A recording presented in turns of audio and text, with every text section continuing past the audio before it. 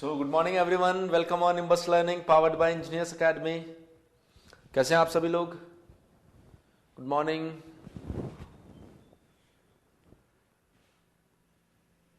Good morning good morning good morning everyone.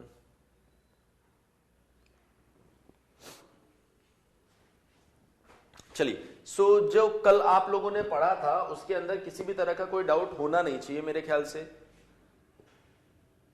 कल हमने जो डिस्कशन किया था वो डिग्री ऑफ फ्रीडम तक किया था।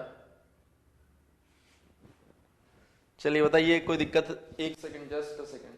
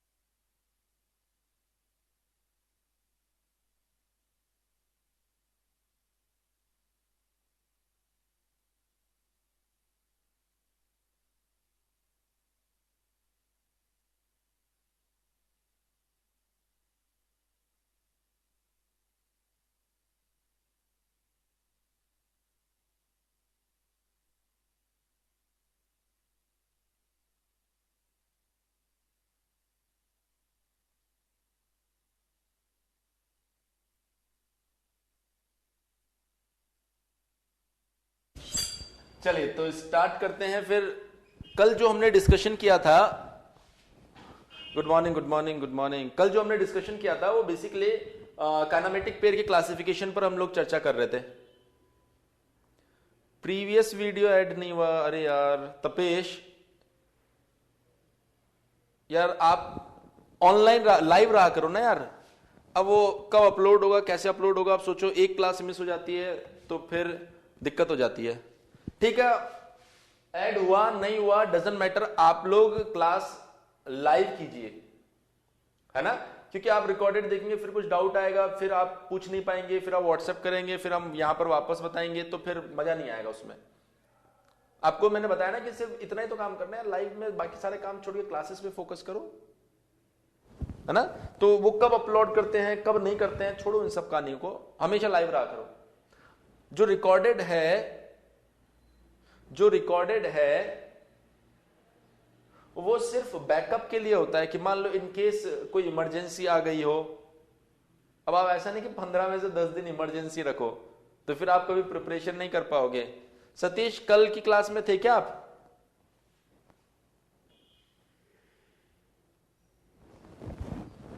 हाँ बिल्कुल बिल्कुल बिल्कुल करवाएंगे, अभी बिल्कुल करवाएंगे। एक्चुअल में जो लास्ट वाला पॉइंट था ना, वो आपको इसके अंदर वापस देखने को मिलेगा। अगर आपको कोई भी दिक्कत आती है तो आप लोग मुझे बताना, मैं उसे वापस रिपीट करूंगा। अभी जो पॉइंट मैं बताने जा रहा हूं वो लास्ट वाले टॉपिक से रिलेटेड ही है। सो अभी देखिए आपको ये पॉइंट पता चलता है नहीं पता चलता है। अगर नहीं समझ में आता है तो मैं फिर से इस बात को एक्सप्लेन करूंगा, डोंट वरी। सो मैं यहां पर पहले मैं यहां पर कंसिडर कर रहा हूं काइनेमेटिक पेयर का क्लासिफिकेशन चल रहा था। उसमें पहला आपने पढ़ा था degree of freedom, degree of freedom के बेसिस पे क्लासिफिकेशन। दूसरा था नेचर ऑफ रिलेटिव मोशन के बेसिस पे। तो मैं वो लिख रहा हूं एक बार के लिए। इसके अंदर वापस डिग्री ऑफ फ्रीडम बताऊंगा आपको, नेचर ऑफ रिलेटिव मोशन। सो मैं बता रहा हूं काइनेमेटिक पेयर को नेचर ऑफ रिलेटिव मोशन के बेसिस पर कितने टाइप से या कितने पार्ट में क्लासिफाइड कर सकते हैं, उस पॉइंट के बारे में अब मैं आपको बताने वाला हूं। तो देखिए जरा ध्यान से यहां पर, देखिए जरा ध्यान से यहां पर। नेचर ऑफ रिलेटिव मोशन के बेसिस पर यहां पर एक पूरा टेबल बनता है काइनेमेटिक पेयर का, जिसमें यहां लिखा हमने सीरियल नंबर, यहां लिखा हमने काइनेमेटिक पेयर, यहां पर लिखा हमने डिग्री ऑफ फ्रीडम, यहां लिखा हमने पेयर वेरिएबल, और यहां पर लिख दिया हमने डायग्राम। क्लियर है? अगर मैं बात करूं सीरियल नंबर 1, जो सबसे पहला काइनेमेटिक पेयर है वो कैसा है जरा देखिए। यहां पर मैंने एक बॉक्स कंसीडर किया है। अगर इस बॉक्स के अंदर मैं एक शाफ्ट लगा देता हूं और इस शाफ्ट का जो क्रॉस सेक्शन है वो स्क्वायर या रेक्टेंगुलर क्रॉस सेक्शन है, स्क्वायर या रेक्टेंगुलर क्रॉस सेक्शन है। तो आप लोग मुझे ये बताइए कि ये शाफ्ट इस बक्से के अंदर, ये बक्सा देखो पूरा बना देता हूं मैं आपके लिए, ये पूरा बना दिया बक्सा। ये जो शाफ्ट है ये इसके अंदर कुछ इस तरीके से ट्रांसलेट कर पाएगी, लेकिन ये जो शाफ्ट है इसके अंदर रोटेट नहीं कर पाएगी। बोलो यस और नो। ये शाफ्ट इसके अंदर ट्रांसलेट कर पाएगी पर ये शाफ्ट इसके अंदर रोटेट नहीं कर पाएगी। सो इस शाफ्ट का मोशन कितनी डायरेक्शन में है? सिर्फ एक ही डायरेक्शन में है, वो भी कैसा है? ट्रांसलेशन। इस शाफ्ट का जो मोशन है वो सिर्फ एक ही डायरेक्शन में है, वो भी कैसा है? ट्रांसलेशन। इसीलिए हम बोलते हैं कि जो पेयर बना है इसका डिग्री ऑफ फ्रीडम 1 है और इस पेयर को बोला जाता है प्रिज्मेटिक पेयर। Prismatic pair. तो एक डायरेक्शन में मोशन था इसलिए इसका डिग्री ऑफ फ्रीडम हमने क्या बोल दिया यहां पर? 1। इसलिए इसका डिग्री ऑफ फ्रीडम हमने क्या बोल दिया यहां पर? 1। अब सुनिए ध्यान से, अगर डिग्री ऑफ फ्रीडम 1 है तो इसके अंदर टोटल एक इंडिपेंडेंट वेरिएबल रहा होगा। Number of independent variable to describe the motion of a body is known as degree of freedom. So अगर एक डिग्री ऑफ फ्रीडम है तो इंडिपेंडेंट वेरिएबल भी एक रहा होगा, जिसको हम बोलते हैं पेयर वेरिएबल। सिंपल वर्ड्स में अगर मैं बात करूंगा इस प्रिज्मेटिक बार, अगर मैं बात करूंगा इस शाफ्ट जिसका क्रॉस सेक्शन कैसा है?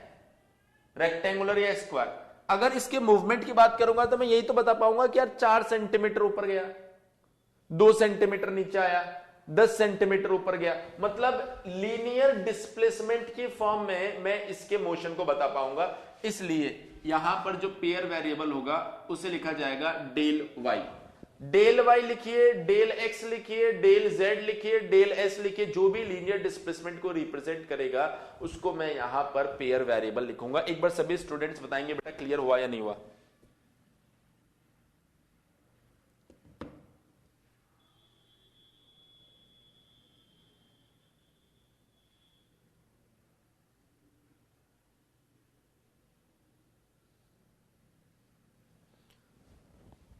चलिए सभी स्टूडेंट्स बताएंगे क्लियर है या नहीं है? Okay okay okay okay okay okay ठीक है। सो अब देखिए सेकंड, मान लीजिए अगर इसी बक्से के अंदर, सेम बक्सा ले आए हम लोग वापस, और इसी बक्से के अंदर इस बार हमने एक सर्कुलर क्रॉस सेक्शन वाली शाफ्ट लगा दी। अगर सर्कुलर क्रॉस सेक्शन वाली शाफ्ट को आप ध्यान से देखेंगे, पेयर वेरिएबल वापस बता देता हूं, सर्कुलर क्रॉस सेक्शन की शाफ्ट को अगर आप ध्यान से देखेंगे तो सर्कुलर क्रॉस सेक्शन वाली शाफ्ट स्लाइड भी कर सकती है और रोटेट भी कर सकती है, लेकिन हमने कुछ कॉलर्स लगा दिया। कॉलर का मतलब होता है रेस्ट्रिक्शन, जिसकी वजह से अब ये स्लाइड नहीं कर पाएगी, अब ये सिर्फ रोटेट कर पाएगी, सिर्फ रोटेट। सो ऐसा काइनेमेटिक पेयर जिसमें सिर्फ रोटेशन मतलब टर्निंग अलाउ हो उसे बोला जाता है रेवोल्यूट पेयर। रेवोल्यूट पेयर, क्योंकि यहां सिर्फ स्लाइडिंग हो सकता था इसलिए इसको गरीब किताबों में स्लाइडिंग पेयर भी लिखा जाता है, और क्योंकि यहां सिर्फ टर्निंग हो सकती थी इसलिए इसको टर्निंग पेयर भी बोला जाता है। एक ही मोशन हो सकता है, वो कौन सा है? टर्निंग। तो degree of freedom 1। Gangaram, I think Gangaram था स्टूडेंट, गंगाराम आप मुझे बताएंगे, सिर्फ गंगाराम से बात करेंगे इस बार, अभी कोई कमेंट नहीं करेगा। आप मुझे बताइए कि ये जो शाफ्ट है इसके मोशन को डिस्क्राइब करने के लिए हम किस वेरिएबल को यूज करें? मान लो ये है हमारी शाफ्ट, थोड़ी बड़ी शाफ्ट ले लेते हैं आपको विजिबल हो। ये आपकी शाफ्ट है, ये ऐसे से घूम रही है, तो क्या आप ऐसा बोल सकते हो कि 2 सेंटीमीटर घूम गई है? गंगाराम, क्या आप ऐसा बोल सकते हो बेटा कि ये 2 सेंटीमीटर घूम गई है?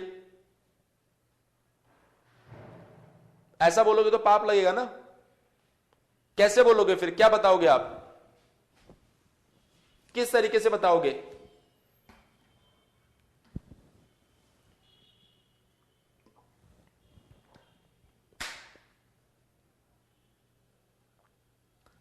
गंगाराम कैसे बताओगे फिर? ऐसे बताओगे ना, 10 degree, 15 degree, 60 degree, 90 degree, 180 degree, angle बताओगे ना, उसका एंगल इतने डिग्री पे घूम गई है। तो एंगल के लिए जो भी नोटेशन आप यूज करो वही पेयर वेरिएबल है। अब जैसे गंगाराम ने बोल दिया सर मैं तो थीटा लिखूंगा, तो डेल थीटा सही है। अब मान लो अरुण ने बोल दिया सर मैं थीटा नहीं लिखूंगा, मैं तो फाई लिखूंगा, तो डेल फाई भी सही है। अब किसी ने बोल दिया भाई डेल फाई डेल थीटा मैं तो नहीं लिखू, मैं तो डेल जाई लिखूंगा, वो भी लिख लो। जो भी एंगल को रिप्रेजेंट करे वो सब सही है। बताओ पॉइंट समझ में आया नहीं आया? अच्छा वीडियो अटक रहा है क्या बीच बीच में? वीडियो अटक रहा है क्या बीच बीच में? सही चल रहा है ना? हाँ ठीक है ठीक है ठीक है ठीक है, all clear, okay okay okay. So एक बार फिर से बताओ, 1 नंबर और 2 नंबर क्लियर हुआ या नहीं हुआ? 1 नंबर और 2 नंबर क्लियर हुआ या नहीं हुआ? क्लियर लिख दो, क्लियर।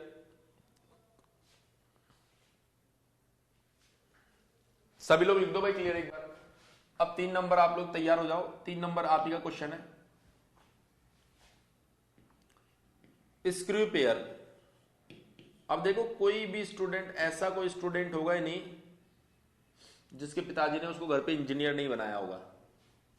सभी के घर पे सभी स्टूडेंट ने कुछ ना कुछ काम जरूर किया होगा, और कुछ ना कुछ काम लाइक कभी ट्यूबलाइट रिपेयर की होगी, कभी फैन उतारा होगा, कभी उसको साफ किया होगा। सो इन सब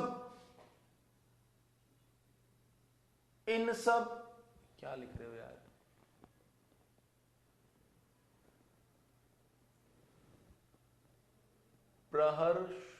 प्रहर्ष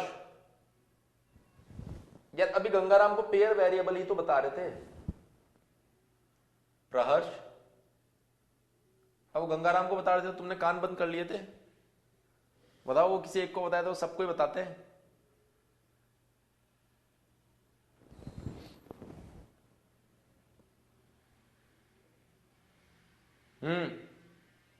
जवाब भी नहीं आ रहा उसका। मैंने आपको कल क्या बताया कि आप डाउट पूछे कोई दिक्कत नहीं है, लेकिन आप एक चीज को दोबारा पूछेंगे तो आप मान के चलिए 5 मिनट चले गए, अब उसको तीसरी बार पूछ रहे हैं तो फिर कहीं ना कहीं आपका कंसंट्रेशन नहीं है यहां पर, है ना? और ये मैं चौथी बार बता रहा हूं। अब यार उसका तो क्या कर सकते हैं प्रहर्ष? नंबर बताओ अपना, रिचार्ज करवा देते हैं, अभी अंबानी को फोन करते हैं, नेट चला जा रहा है उसका, तो क्या ही कर सकते हैं बताओ। हाँ मैंने आपको क्या बोला, ऑनलाइन क्लास के लिए। हाँ अब यार वो तो प्रहर्ष थोड़ा सा डिस्टर्ब होगा, तो अब तुमको कॉपरेट करना पड़ेगा ताकि बाकी स्टूडेंट्स का टाइम खराब नहीं हो, है ना? बाकी अगर तुमको कोई दिक्कत आती है तो पर्सनली मुझसे बात करो, पर्सनली तुमको अलग से सब बता दूंगा। लेकिन ये क्लास तो क्या ना रिकॉर्ड होती रहती है। अब 2 घंटे की क्लास में 2 घंटे की क्लास को 1 घंटे 45 मिनट में पढ़ाता हूं, उसमें अगर एक ही चीज 4-5 बार रिपीट होती रहेगी तो वो 40 मिनट का सेशन हो जाएगा, है ना? सो अगर आपको कोई भी दिक्कत रह जाती है ना, तो आप मेरे को व्हाट्सअप किया करो, मैं आपको टाइम दूंगा, पूरे दिन में कभी ना कभी आपको टाइम जरूर दे दूंगा, फिर हम लोग फोन पर आराम से चर्चा करेंगे ये क्या होता है, ये क्यों होता है। लेकिन क्लास में तो 1 बार रिपीट कर देंगे, 2 बार कर देंगे, तीसरी बार कर देंगे, हाँ फिर चौथी बार रिपीट करना तो फिर टाइम वेस्ट हो जाएगा। हालांकि ये देखो अभी तो बहुत सारे वेरिएबल्स आएंगे, पेयर वेरिएबल अभी आगे और आएंगे, ऐसा नहीं है नहीं आएगा, है ना? तो फोकस करो थोड़ा सा और कंसंट्रेट करने की कोशिश करो कि एक बार में समझो। अगर एक बार में नहीं समझते तो दोबारा तो मैं रिपीट करूंगा ही, पर तीसरी बार चौथी बार तो टाइम वेस्ट होने लग जाएगा हमारा। सो स्क्रू पेयर क्या होता है? देखिए आप सभी ने घर पे कभी ना कभी तो इंजीनियरिंग वाला काम किया होगा, हालांकि वो इंजीनियरिंग वाला काम नहीं होता, वो तो मिस्त्री वाला काम होता है।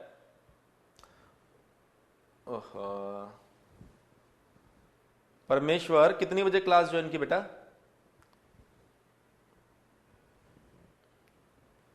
मेरे को ऐसा लगता है मैं प्रवचन में निकल जाएगी मेरी क्लासे। 10 बजे ज्वाइन किया करो यार, 10 बजे। हाँ अब सुनना, आप कोई कमेंट मत करना यार, काम की बात सुनो। जब मैं पूछूं तभी कमेंट करना। अभी सभी लोग लाइव हो, सभी को मैं बता देता हूं, इन बिटवीन आप कमेंट मत किया करो, आपसे जब मैं पूछूंगा तो आप बताया करो, है ना, इससे डिस्टर्बेंस क्रिएट होता है। पहली बार थोड़ी मेरी क्लास कर रहे हो, हमेशा आपको ये बोलता हूं ना, जब मैं मौका दूं तब बोला करो। परमेश्वर और सभी स्टूडेंट्स, ठीक है, अब मत बोलना कोई बीच में। सुनो ध्यान से, हमने क्या बोला यहां पर कि आपने घर पे जरूर मिस्त्री का काम किया ही होगा। अब उसके अंदर आपने कितनी बार स्क्रू खोला होगा, कितनी बार स्क्रू लगाया होगा, कैसे किया होगा, ऐसे घुमाया होगा, ऐसे घुमाया होगा, और ये देखो ये अंदर जा रहा है, अंदर जा रहा है, अंदर जा रहा है, अंदर जा रहा है, अंदर जा रहा है, अंदर जा रहा है, चला गया। रोटेशन ट्रांसलेशन, रोटेशन ट्रांसलेशन, दोनों दिखाई दे रहा है? यस और नो? दोनों दिखाई दे रहा है? यस और नो?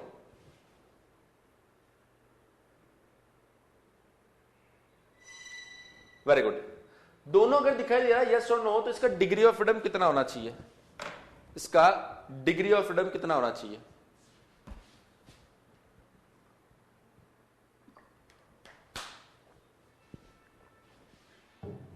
अब यहीं पर होती है हमसे गलती, यहीं पर होती है हमसे गलती। सुनिए, कल लिखवाया था इंडिपेंडेंट मोशन, इंडिपेंडेंट मोशन। क्या ऐसा पॉसिबल है कि आप इसको सिर्फ घुमाते जाए, घुमाते जाए, घुमाते जाए और यह आगे जाए नहीं? तपेश्वर बिल्कुल सही बात बोल रहा है। क्या ऐसा पॉसिबल है आप घुमाते रहें और ये आगे ही ना जाए? क्या ऐसा पॉसिबल है कि बिना घुमाए आप इसे ट्रांसलेट करवा लें? नहीं। इसका मतलब क्या, जितना ज्यादा रोटेट करोगे उतना ज्यादा ट्रांसलेट करेगा, जितना ज्यादा आप रोटेट करोगे उतना ज्यादा ट्रांसलेट करेगा, और जितना ज्यादा रोटेट करोगे उतना ही ज्यादा ट्रांसलेट कर रहा है। इसका मतलब translation is dependent on rotation, translation is dependent on rotation. तो दोनों इंडिपेंडेंट मोशन नहीं है। अगर दोनों इंडिपेंडेंट मोशन होते तो दोनों को 2 डिग्री ऑफ फ्रीडम मानते, लेकिन दोनों में से किसी एक को इंडिपेंडेंट मोशन माना जाएगा और दूसरे को डिपेंडेंट माना जाएगा। जैसे कितना ट्रांसलेट करना है अगर यह आपको पता हो तो उसके अकॉर्डिंग ही आप उसे रोटेट करवाएंगे। तो ट्रांसलेशन इंडिपेंडेंट हो गया, रोटेशन जो है वो ट्रांसलेशन पर डिपेंडेंट हो गया। तो दोनों में से किसी एक को इंडिपेंडेंट माना जाएगा और दूसरे को डिपेंडेंट माना जाएगा। इसलिए ध्यान रखना, डिग्री ऑफ फ्रीडम एक ही होगा, 2 नहीं होगा।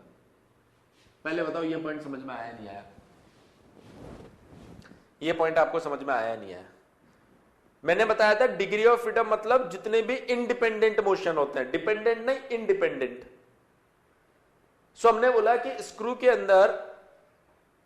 अंदर अगर आप ध्यान से देखेंगे तो जितना ज्यादा रोटेशन करवाया जाएगा उतना ज्यादा ट्रांसलेशन होगा, जितना कम रोटेशन होगा उतना कम ट्रांसलेशन होगा। तो ये बोलना गलत नहीं होगा कि जो रोटेशन है वो ट्रांसलेशन पर डिपेंडेंट है या फिर ट्रांसलेशन जो है वो रोटेशन पर डिपेंडेंट है। सो इसलिए हम लोग ये बात बोल सकते हैं। एक स्क्रू बना के दिखा देते हैं, क्या पता आप में से किसी ने स्क्रू नहीं देखा हो। वैसे तो देखा ही होगा यार, स्क्रू नहीं देखा होगा तो अभी तक जो तुमने 20 साल की जिंदगी जी है वो सारी बेकार हो गई। देखो कुछ ऐसा स्क्रू होता है और ये मान लो एक बक्सा है जिसमें आप इसे रोटेट करके फिक्स करना चाह रहे हो, है ना। So degree of freedom 1। अब पेयर वेरिएबल, पीवी का मतलब होता है बेटा पेयर वेरिएबल। में पूरा लिख देता हूं, कहीं पता चले कोई और आके फिर से बोले पेयर वेरिएबल। सो पेयर वेरिएबल क्या होता है? आपने बोला कि डिग्री ऑफ फ्रीडम 1 है, तो उस मोशन को डिफाइन करने के लिए जिस वेरिएबल को आप काम में लेते हो वही पेयर वेरिएबल है। हमने बोला डिग्री ऑफ फ्रीडम 1 है, तो वो 1 इंडिपेंडेंट मोशन रोटेशन है या ट्रांसलेशन है, मतलब पता ही नहीं। तो अगर आप रोटेशन को इंडिपेंडेंट मानते हो तो डेल थीटा आपका पेयर वेरिएबल होगा। अगर आप ट्रांसलेशन को इंडिपेंडेंट मानते हो तो डेल एस आपका पेयर वेरिएबल हो जाएगा। सो कुल मिला के कहने की बात यह है कि एक ही डिग्री ऑफ फ्रीडम होगा, किसी को भी पेयर वेरिएबल माना जा सकता है। अब मैं आपको मौका दे रहा हूं, 1 2 3 क्लियर हुआ या नहीं हुआ? कोई दिक्कत है तो डायरेक्ट लिख दो, अगर क्लियर है तो क्लियर लिख दो।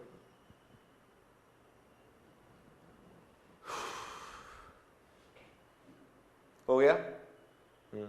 तो मैं आपको डाउट पूछने का मौका दूंगा, चिंता मत करो, लेकिन आप इन बिटवीन डिस्टर्ब मत करना, है ना? चलिए, क्लियर क्लियर क्लियर, सब कुछ क्लियर हो गया। अब मैं आगे चल रहा हूं। अब आप थोड़ी देर के लिए वापस होल्ड पे चले जाओ और सुनो ध्यान से। एक और पेयर होता है जिसे बोला जाता है सिलेंड्रिकल पेयर। ये पेयर कैसा होता है जरा देखिए। ये आपके पास में एक बक्सा है फिर से, और इसके अंदर आपने एक cylindrical shaft, circular cross section वाली शाफ्ट लगा दी, सर्कुलर क्रॉस सेक्शन वाली शाफ्ट लगा दी। हमने कहा कि सर इसको अगर मैं रोटेट करूं तो क्या ये रोटेट होगा? बिल्कुल रोटेट होगा। इसको अगर मैं ट्रांसलेट करूं तो क्या ये ट्रांसलेट होगा? बिल्कुल होगा। सो अगर आप देखें, रोटेशन और ट्रांसलेशन दोनों पॉसिबल है। क्या ऐसा पॉसिबल है कि मैं सिर्फ इसको रोटेट करता रहूं और ये ट्रांसलेट ही ना हो? सर इसके ऊपर थ्रेड्स बनी हुई थी, इसके ऊपर नहीं बनी हुई है, तो ऐसा पॉसिबल है कि मैं इसको सिर्फ रोटेट करता रहूं और ये ट्रांसलेट हो ही ना? बिल्कुल पॉसिबल है। क्या ऐसा पॉसिबल है मैं इसको सिर्फ ट्रांसलेट करवाऊं, रोटेशन दो ही ना? बिल्कुल पॉसिबल है सर, बिल्कुल पॉसिबल है। तो आप क्या बोलेंगे? सर इसका जो दोनों मोशन है, इस केस में जो दोनों मोशन मिल रहे हैं वो इंडिपेंडेंट है। सो डिग्री ऑफ फ्रीडम कितना होना चाहिए? 2। बिल्कुल प्रिंस सही बोल रहे हो, डिग्री ऑफ फ्रीडम 2 होना चाहिए। अगर 2 डिग्री ऑफ फ्रीडम है तो 2 पेयर वेरिएबल होंगे, एक डेल थीटा एंड एक डेल एस। परफेक्ट। बोलिए जरा, पॉइंट क्लियर हुआ या नहीं हुआ? बोलिए जरा, पॉइंट क्लियर हुआ या नहीं हुआ?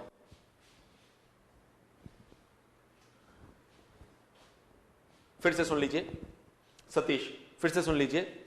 सिलेंड्रिकल पेयर के अंदर, सिलेंड्रिकल पेयर के अंदर आप शाफ्ट को सिर्फ रोटेट करवा सकते हैं, सिर्फ ट्रांसलेट करवा सकते हैं। Translation is not dependent on rotation and rotation is also independent from translation. It means both motion are totally independent. दोनों मोशन बिल्कुल आजाद है एक दूसरे से, तो दोनों को डिग्री ऑफ फ्रीडम माना जाएगा। लेकिन यहां ऐसा नहीं है, यहां जितना ट्रांसलेशन करोगे, जितना रोटेट करोगे उतना ट्रांसलेशन होगा। तो यहां डिपेंडेंट थे इसलिए एक को ही डिग्री ऑफ फ्रीडम माना, यहां दोनों इंडिपेंडेंट है इसलिए दोनों को डिग्री ऑफ फ्रीडम माना। हाँ जी सतीश, परफेक्ट। अब बढ़ते हैं 5 नंबर के ऊपर। कहां बनाए? अगली स्लाइड पे बना देते हैं 5 नंबर। ये लो अगली slide, 5 number. Spherical pair, spherical pair. देखिए बेटा क्या होता है स्फेरिकल पेयर, अभी बताते हैं आपको।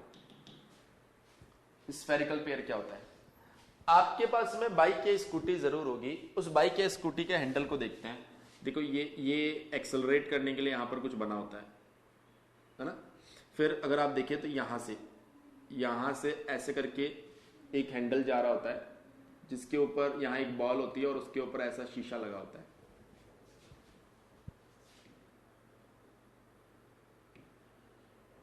बोलो, ऐसा होता है ना? ये स्कूटी आपकी,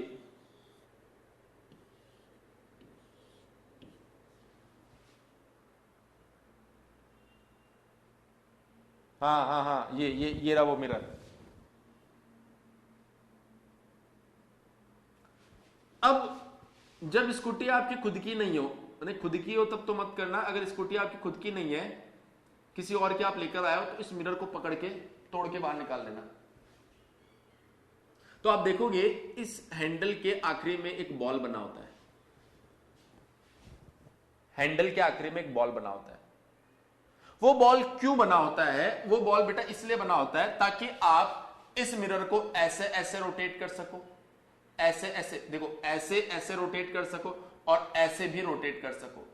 तीनों एक्सिस के अबाउट आप इसे रोटेट कर सको, इसलिए यहां पर एक बॉल बना होता है। तो जब भी कनेक्शन इस तरह की बॉल से दिया जाता है तो उसे बोला जाता है स्फेरिकल पेयर। इस बॉल के होने से जो आपका ऑब्जेक्ट, जो आपकी बॉडी है, वो तीनों एक्सिस के अबाउट रोटेट कर सकती है, पर यहां से कहीं बाहर नहीं जा सकती। अगर आप पकड़ के इसको खींचोगे तो वो टूटकर ही बाहर आएगा, ऐसे बाहर नहीं आएगा। सो ट्रांसलेशन अलाउ नहीं है, पर तीनों एक्सिस के अबाउट रोटेशन अलाउ होता है। बताओ याद आया नहीं आया? ऐसा कुछ होता है नहीं होता?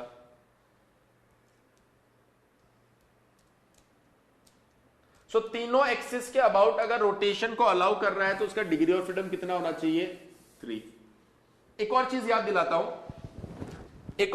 दिलाता हूं, आपने देखा होगा जॉयस्टिक, बचपन में आपने गेम जरूर खेला होगा, तो वो जॉयस्टिक कैसा होता था मैं आपको याद दिलाता हूं। ऐसा कुछ एक बॉडी होता था जिसमें आप कुछ इस तरीके से खेलते थे, है ना?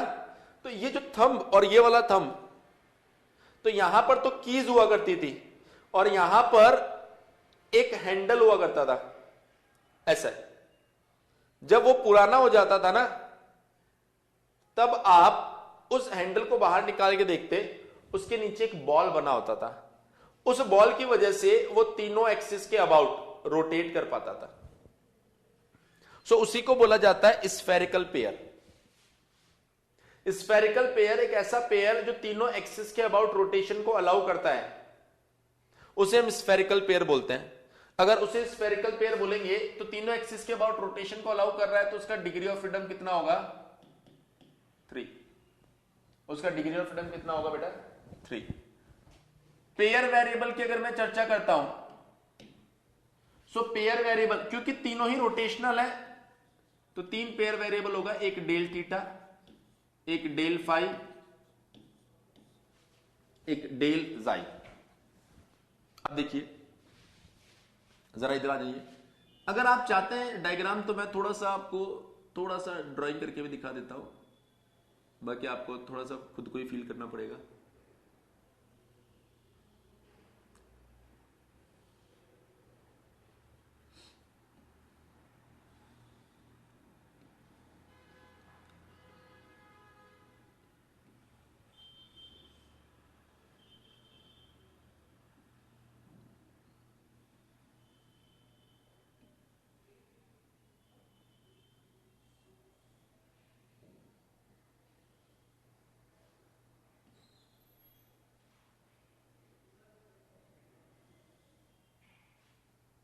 ठीक है, देखो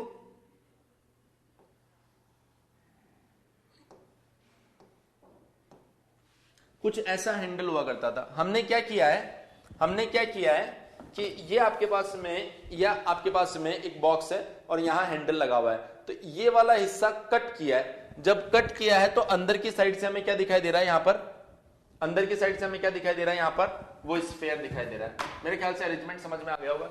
सो इस स्फीयर की वजह से आप इस हैंडल को जिस एक्सिस पे चाहो उस एक्सिस पे रोटेट कर सकते हो, कोई दिक्कत नहीं होगी। ये होता है आपका स्फेरिकल पेयर। 5 पेयर मैंने आपको समझा दिए हैं, अगर कोई दिक्कत हो तो बताओ। 5 पेयर मैंने आपको समझा दिए हैं, अगर कोई दिक्कत हो तो बताओ।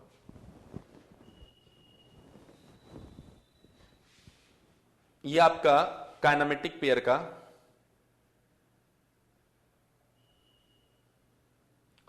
फ्री एंड में dx और dz ट्रांसलेशन आएगा। यहां पर बोल रहे हो, यहां पर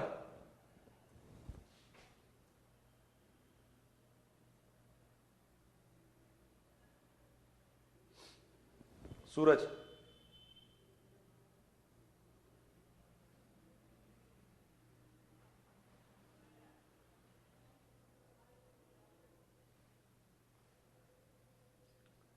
हाँ सर, विच पे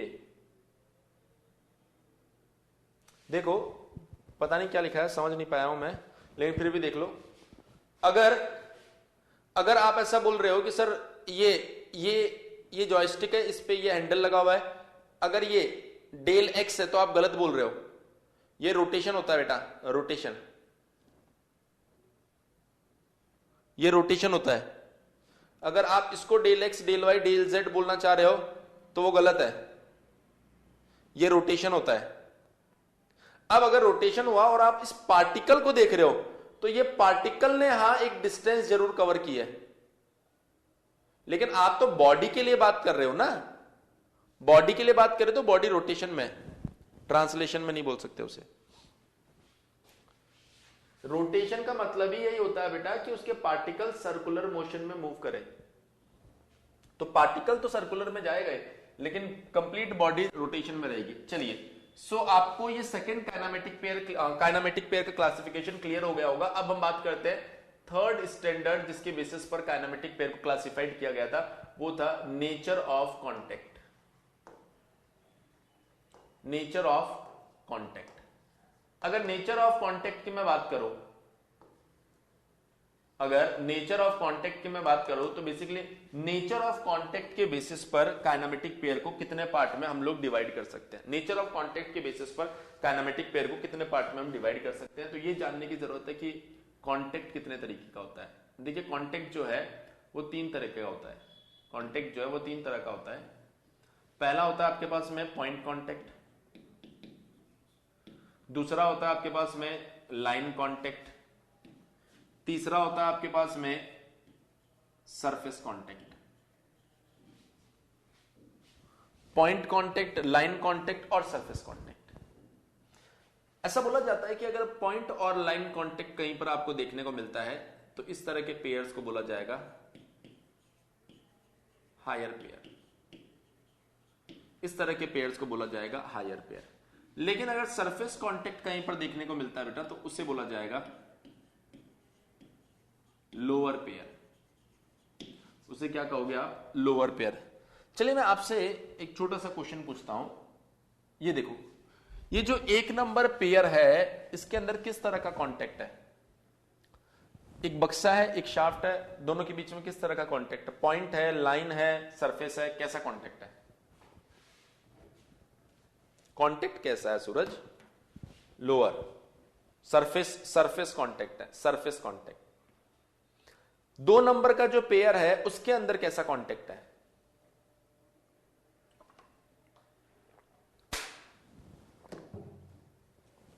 तीन नंबर का जो पेयर है उसके अंदर कैसा कांटेक्ट है? 3 नंबर का जो पेयर है उसके अंदर कैसा कांटेक्ट है?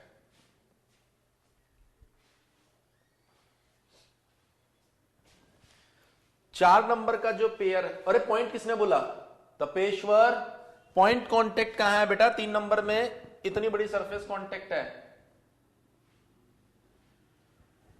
4 नंबर का जो कांटेक्ट है उसमें कैसा कांटेक्ट है? 5 नंबर का जो कांटेक्ट है उसमें कैसा कांटेक्ट है? सो कुल मिला के सभी के अंदर आपको जो कांटेक्ट दिखाई दे रहा है वो कैसा कांटेक्ट है? Surface contact. तो अगर लोअर पेयर का एग्जांपल आपको चाहिए तो आप कहेंगे सर प्रिज्मेटिक पेयर। आप कहेंगे सर रेवोल्यूट पेयर, एटसेट्रा। अब मैं आपको एक राज की बात बताता हूं जो किसी को नहीं पता, सिर्फ तुम्हें और मुझे पता होगी। क्या है वो राज की बात? सर हमने देखा कि हम जितनी भी मैकेनिज्म यूज करते हैं, हम जितनी भी मैकेनिज्म पढ़ते हैं, इवन अपने सेमेस्टर में, ये किसी ने डिप्लोमा किया होगा तो वहां पर कहीं पर भी आप जितनी भी मैकेनिज्म पढ़ते हो उसमें बार बार आता है रेवोल्यूट पेयर, बार बार आता है prismatic pair, revolute prismatic, revolute prismatic, revolute prismatic, यही सब चलता रहता है। कहीं पर ये नहीं आता सिलिंड्रिकल पेयर, आता है पर ऑब्जर्व नहीं करते। कहीं पर ऐसा नहीं आता स्फेरिकल पेयर। ऐसा होता है ना? ऐसा होता है ना? बोलो या सुनो। ज्यादातर या मैं कहूं 99% केसेस में प्रिज्मेटिक और रेवोल्यूट पेयर ही देखने को मिलता है। क्यों देखने को मिलता है? देखिए आप जो पढ़ने वाले हैं वो है simple mechanism. Simple mechanism, simple से हमारा मतलब है प्लेनर, एक प्लेन में जो मैकेनिज्म मूव करती है उसकी चर्चा यहां पर होने वाली है। मुझे आप लोग बताइए कि अगर एक बॉडी XY प्लेन में है, अगर एक बॉडी XY प्लेन में है तो 2 तो ट्रांसलेटरी डिग्री ऑफ फ्रीडम रखती है, एक रोटरी डिग्री ऑफ फ्रीडम रखती है। ट्रांसलेटरी डिग्री ऑफ फ्रीडम जो होती है वो कौन कौन से एक्सिस के अलोंग ट्रांसलेशन होता है? कौन कौन से एक्सिस के अलोंग ट्रांसलेशन होता है?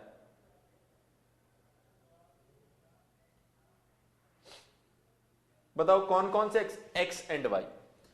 एक एक्स एक्सिस के अलोंग ट्रांसलेशन, एक वाई एक्सिस के अलोंग ट्रांसलेशन। रोटेशन कौन से एक्सिस के अबाउट होता है? जेड एक्सिस के अबाउट। Perfect, perfect. अब वापस आ जाओ इधर, वापस आ जाओ इधर। अगर आप प्रिज्मेटिक पेयर को देखोगे तो प्रिज्मेटिक पेयर का जो ट्रांसलेशन है वो कौन से एक्सिस के अबाउट है? जेड एक्सिस के अबाउट, सॉरी वाई एक्सिस के अबाउट। तो हमने बोला कोई समस्या नहीं है, वाई एक्सिस के अबाउट ट्रांसलेशन अगर हो रहा है तो इसका मतलब प्लानर के अंदर दो ट्रांसलेशन और एक ही रोटेशन होता है, तो इसका एक रोटेशन और एक ट्रांसलेशन भी बंद हो चुका है, सिर्फ एक ही ट्रांसलेशन बचा है। तो अभी भी है तो प्लानरी ना भाई, मैक्सिमम 3 हो सकता है, मिनिमम तो 2 1 भी हो सकता है ना। तो इसका मतलब इसका मोशन जो है वो प्लानर है। इसके पास में आए तो इसने रोटेशन दिखाया एक एक्सिस के अबाउट, हमने मान लिया कि माना कि यही जेड एक्सिस है, तो इसके अबाउट ये रोटेट कर सकता है, तो सिर्फ एक ही डायरेक्शन में एक ही एक्सिस के अबाउट रोटेशन है, तो ये भी प्लानर हो जाएगा। देखो 2t + 1r होता है, तो ये एक एक्सिस के अबाउट ट्रांसलेट कर पा रहा है, इसका मतलब इसका 1t + 1r वो रेस्ट्रिक्ट हो गया है, सिर्फ और सिर्फ 1t ही बचा है। इसके पास में आए 2t + 1r, इसके 2t दोनों जो ट्रांसलेशन है वो रेस्ट्रिक्ट हो गया है, सिर्फ एक रोटेशन ही बचा है। लेकिन अल्टीमेटली अगर इतना मोशन होता है, यहां तक अगर मोशन होता है तो उसको प्लानर माना जाएगा, पर यहां से बाहर चला गया तो उसे प्लानर नहीं माना जाएगा। सो ये मोशन भी प्लानर है और ये मोशन भी प्लानर है। एक बार बोलेंगे यस और नो, एक बार सभी स्टूडेंट बोलेंगे यस और नो।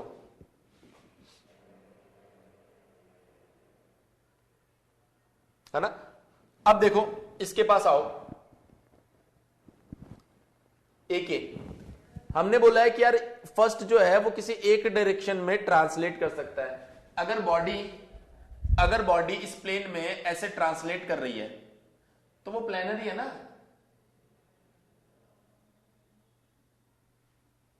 अगर बॉडी ऐसे रोटेट कर रही है तो वो प्लेनर ही है ना, क्या दिक्कत है?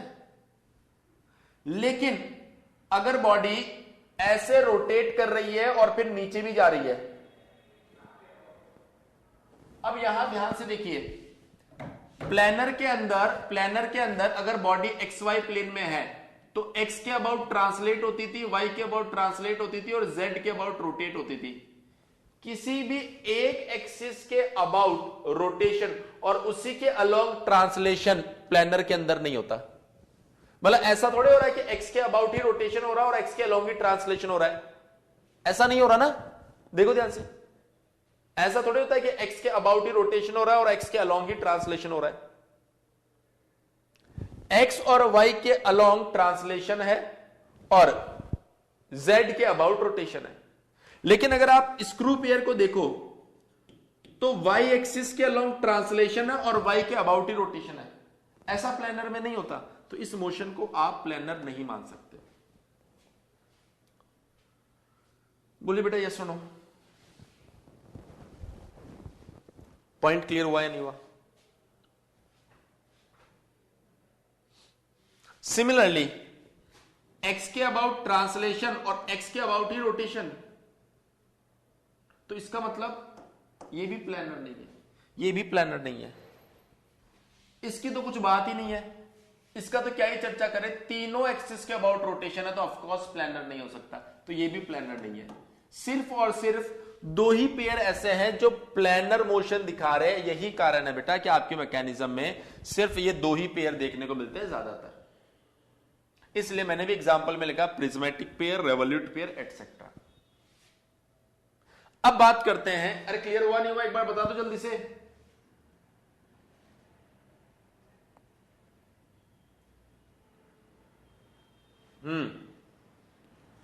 हायर पेयर,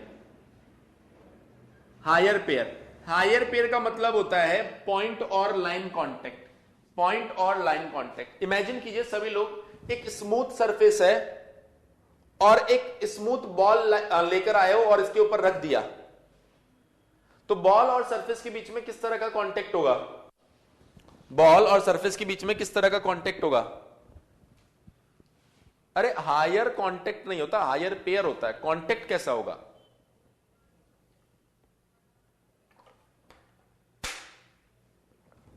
पॉइंट कांटेक्ट होगा ना। Very good.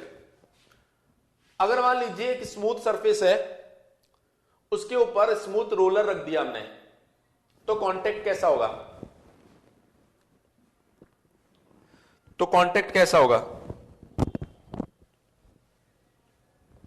लाइन। तो कांटेक्ट कैसा होगा? लाइन। एक सेकंड, कांटेक्ट कैसा होने वाला है? लाइन कांटेक्ट होने वाला है। सो बेसिकली ये दोनों ही एग्जांपल है आपके हायर पेयर के। इसके अलावा अगर स्टैंडर्ड एग्जांपल की बात करो तो स्टैंडर्ड एग्जांपल आते हैं mating gears,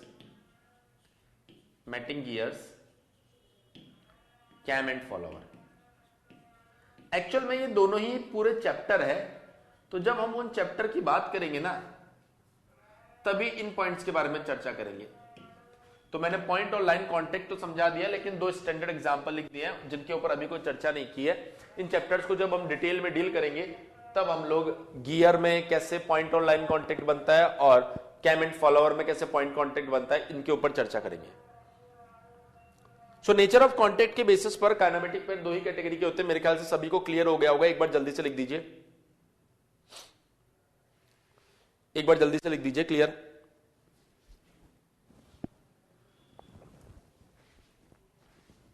now the fourth classification kinematic pair का किस बेसिस पे था? Nature of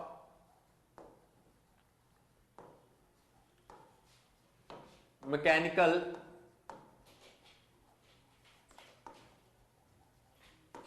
constraint. कंस्ट्रेंट का मतलब होता है रेस्ट्रिक्शंस। सो आप बोल सकते हो मैकेनिकल रेस्ट्रिक्शंस, मैकेनिकल बनावट, मैकेनिकल जो भी कंस्ट्रेंट उसको प्रोवाइड किए जा रहे हैं, जो भी रेस्ट्रिक्शंस उसे प्रोवाइड करवाई जा रही है, उस बेसिस पर काइनेमेटिक पेयर कितने टाइप के होते हैं। सो बेसिकली मैं सबसे पहले यहां पर एक एग्जांपल आपको बना के बता रहा हूं।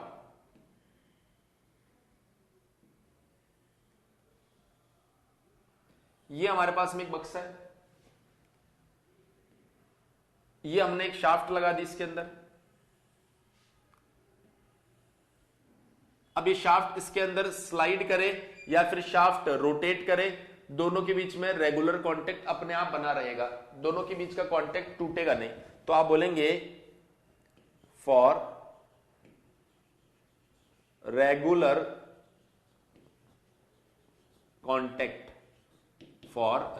Contact, no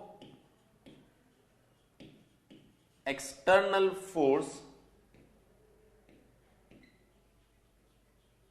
required, such type of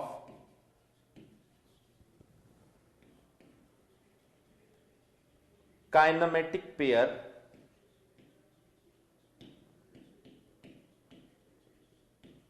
known as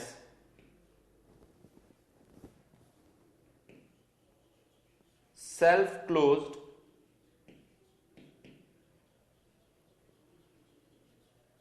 kinematic pair or form-closed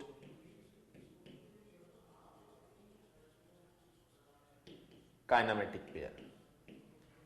और बेसिकली इसी तरह के काइनेमेटिक पेयर को बोला जाता है क्लोज्ड काइनेमेटिक पेयर या क्लोज्ड पेयर।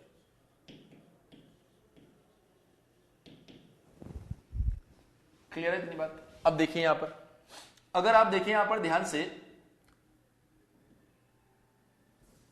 तो एक और एग्जांपल मैं दे रहा हूं। यह आपके पास में है एक कैम और यहां पर हमने लगा दिया एक पिन, यहां पर हमने लगा दिया एक फॉलोवर,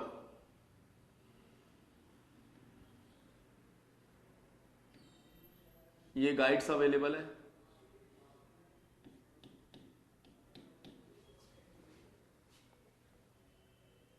अगर मैं यहां पर आपको बताऊं कि जैसे कैम रोटेट करेगी, जैसे ये कैम रोटेट करेगी, ये फॉलोवर लिफ्ट करने वाला है। जैसे ही ये कैम रोटेट करेगी, ये फॉलोवर लिफ्ट करने वाला है। अगर फॉलोवर यहां पर लिफ्ट करता है, अगर फॉलोवर यहां पर लिफ्ट करता है, तो फॉलोवर के लिफ्ट करने का जो मेन कारण है वो है कैम की वजह से जो नॉर्मल फोर्स फॉलोवर पे लग रहा है। सो फॉलोवर लिफ्ट करेगा due to normal force of cam. अब क्या होगा यहां पर, फॉलोवर जो है वो ग्रेविटी की वजह से वापस नीचे आएगा।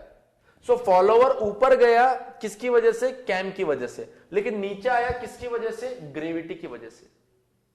सो हमने क्या देखा यहां पर कि फॉलोवर जब ऊपर जाएगा तब तो नॉर्मल फोर्स की वजह से जाएगा, जब नीचे आएगा तब ग्रेविटी की वजह से आ रहा है। तो ग्रेविटी की वजह से जब कोई बॉडी नीचे आती है तो उसका मैक्सिमम एक्सेलरेशन होता है 9.81 मीटर पर सेकेंड स्क्वायर। उसका जो मैक्सिमम एक्सेलरेशन होता है वो कितना होता है? 9.81 मीटर पर सेकेंड स्क्वायर। लेकिन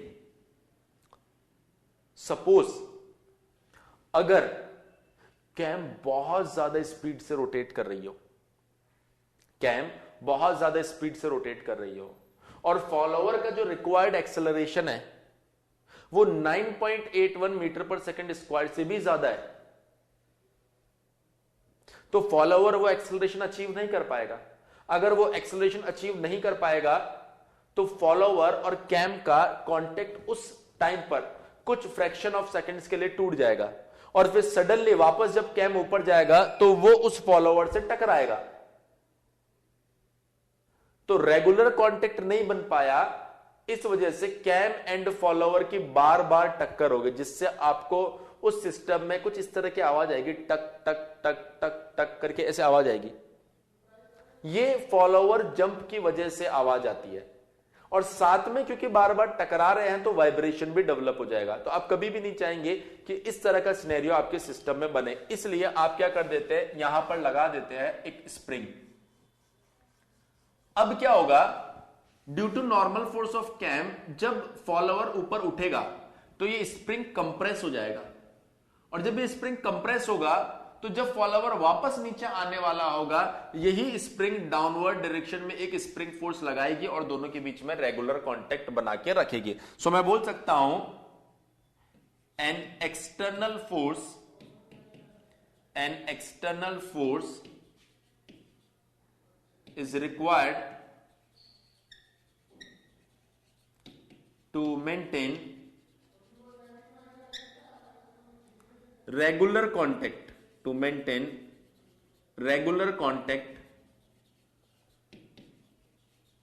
between cam and follower,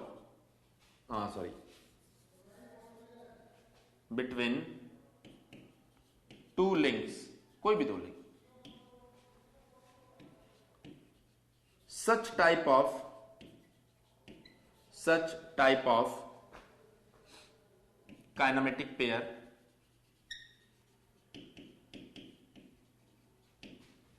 known as forced closed kinematic pair or open kinematic pair.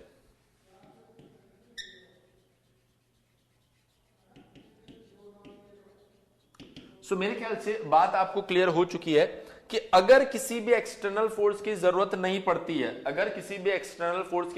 पड़ती है, तो ऐसे कंडीशन में आप उसे कहेंगे फॉर्म क्लोज्ड काइनेमेटिक पेयर या सेल्फ क्लोज्ड काइनेमेटिक पेयर। अगर किसी एक्सटर्नल फोर्स की जरूरत पड़ती है तो आप उसे कहेंगे फोर्स्ड क्लोज्ड काइनेमेटिक पेयर या फिर ओपन काइनेमेटिक पेयर। एक बार बताएंगे सभी स्टूडेंट्स, क्लियर हुआ या नहीं हुआ? सभी स्टूडेंट्स बताएंगे बेटा क्लियर हुआ या नहीं हुआ?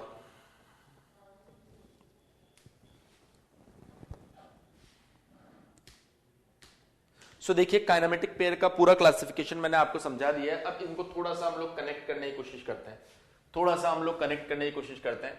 हमने कहा था कि हमारे पास में है एक काइनेमेटिक पेयर, हमारे पास में है एक काइनेमेटिक, सबसे पहले आया था लिंक, और काइनेमेटिक लिंक को आपने कनेक्ट करके बना लिया है यहां पर काइनेमेटिक पेयर।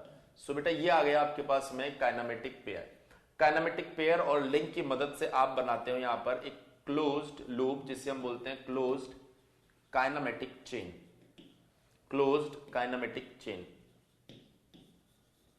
अब जब क्लोज्ड काइनेमेटिक चेन आपके सामने बन जाएगी, सो उस चेन से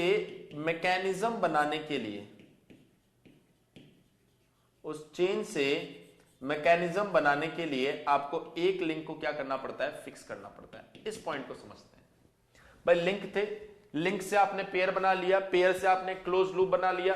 अब उस लूप में मोशन या फोर्स ट्रांसमिट करने के लिए एक लिंक को फिक्स करना पड़ता है। कैसे? जब बरसात के दिनों में आप अम्ब्रेला काम में लेते हैं तो अम्ब्रेला का मैकेनिज्म कैसे काम करता है, याद कीजिए। आप पहले हैंडल को पकड़ते हैं, फिर उससे ऊपर की साइड स्लाइड करते हैं, फिर अम्ब्रेला खुल जाता है और उसके बाद में बारिश ही बारिश। ऐसा ही होता है ना, बोलो।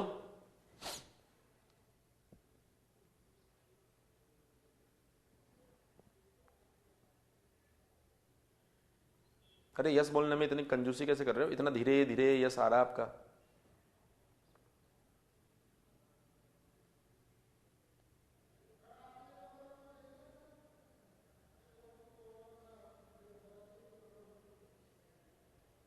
नहीं, यस में मजा नहीं आया। बताओ क्लियर हुआ नहीं हुआ? अम्ब्रेला ऐसे काम में लेते हो ना, इतना सोच क्यों रहे हो? अम्ब्रेला देखा नहीं क्या कैसा होता है?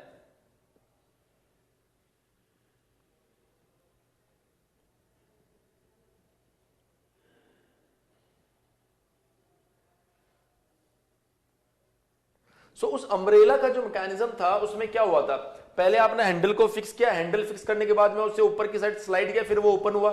सो पहला स्टेप क्या था, हैंडल को फिक्स करना। एक लिंक को आपने पहले होल्ड किया, एक लिंक को आपने पहले फिक्स किया। तो मोशन या फोर्स ट्रांसमिट करने के लिए एक लिंक को फिक्स करना पड़ा ना आपको।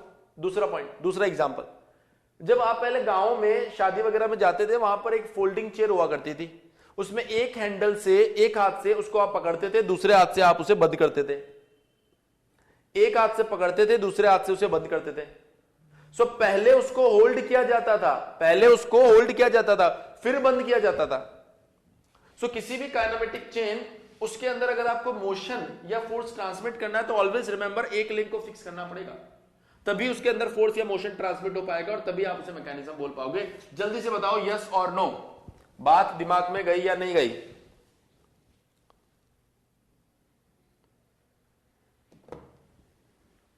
चलिए, बहुत बढ़िया बहुत बढ़िया बहुत बढ़िया। अगर किसी मैकेनिज्म में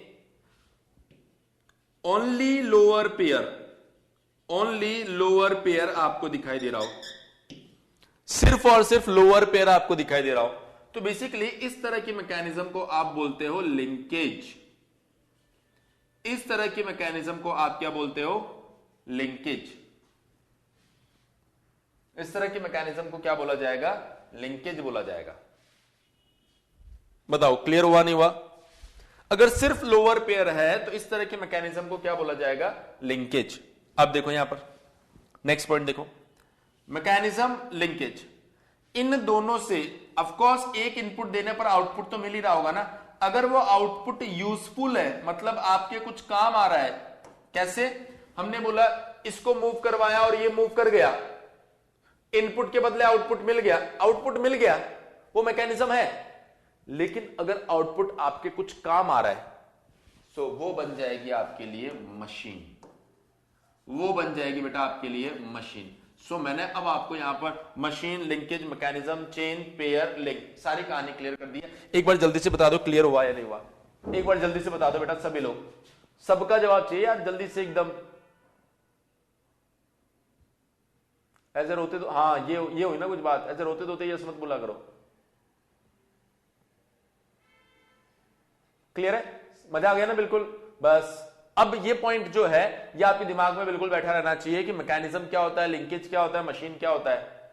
बिल्कुल भी आपको किसी तरह का कोई कंफ्यूजन इसके अंदर होना नहीं चाहिए। तो हमारा ऑब्जेक्टिव था इसकी स्टडी करना, तो अब इसकी स्टडी करना स्टार्ट करते हैं। लेकिन सबसे पहले एक बार आप यहां तक स्क्रीनशॉट ले लो, क्योंकि पहला जो पार्ट था जिसके अंदर हमें सिर्फ ये डिफाइन करना था मैकेनिज्म क्या है, वो हमने डिफाइन कर दिया। अब हम लोग थोड़ा सा एक्चुअल मैकेनिज्म की फील लेंगे, लेकिन पहले एक बार स्क्रीनशॉट ले लीजिए आप। नहीं, ये एक अभी जो मैं चालू करूंगा, एक बार ले लो, 5 स्लाइड है बस, ये हमारा पहला फेज था, जल्दी से ले लो।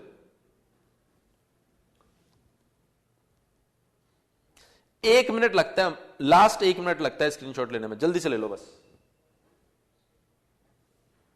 ताकि अभी मैं कुछ पूछूंगा तो आपके पास में अवेलेबल होना चाहिए स्क्रीनशॉट, वरना आप बोलोगे सर स्लाइड चेंज करो। 1 मिनट भी नहीं लगता। ये देखो मुश्किल से खत्म हो गया स्क्रीनशॉट, 1 पॉइंट हो गया। अब हम लोग स्टडी करेंगे मैकेनिज्म की। सो मैकेनिज्म की स्टडी करने के लिए जो सबसे पहला पॉइंट होता है उसे बोला जाता है degree of freedom. Degree of freedom of mechanism, और इसी को हम लोग बोलते हैं, देखिए मैकेनिज्म कौन सी mechanism, planar mechanism. Planar mechanism, कौन सी मैकेनिज्म की बात हो रही है, प्लानर मैकेनिज्म की बात हो रही है। इसी को एक्चुअल में हम लोग बोल देते हैं मोबिलिटी। इसी को एक्चुअल में हम लोग क्या बोल देते हैं, मोबिलिटी। अब समझिए, अगर मैं आपको बताऊं डिग्री ऑफ फ्रीडम कैसे फाइंड करते हैं, तो स्ट्रेट फॉरवर्ड पहले एक इक्वेशन देता हूं, F equals to 3n-1 2j। देखिए बेटा, ये इक्वेशन है जिसकी मदद से डिग्री ऑफ फ्रीडम फाइंड करते हैं, और इसे बोला जाता है कुछ बैक इक्वेशन। हो सकता है आप में से कुछ स्टूडेंट्स को ये इक्वेशन पता भी हो, लेकिन आज हम बात करेंगे ये इक्वेशन आई कैसे। ये इक्वेशन कैसे आई, इस बात को समझने के लिए देखना ये पूरी कहानी काम में आएगी, तो आपको समझ में आएगा कि ये सब जानना क्यों जरूरी है। देखो, हमने कहा ये मैकेनिज्म की इक्वेशन को बता रहा है, मैकेनिज्म की डिग्री ऑफ फ्रीडम को बता रहा है, तो एक मैकेनिज्म कैसे बनता है ये भी तो जान लेते हैं। मैकेनिज्म कैसे बनता है, देखो हमने कहा n लिंक्स ले लो, n links 1 2 3 4 n-2 n-1 n।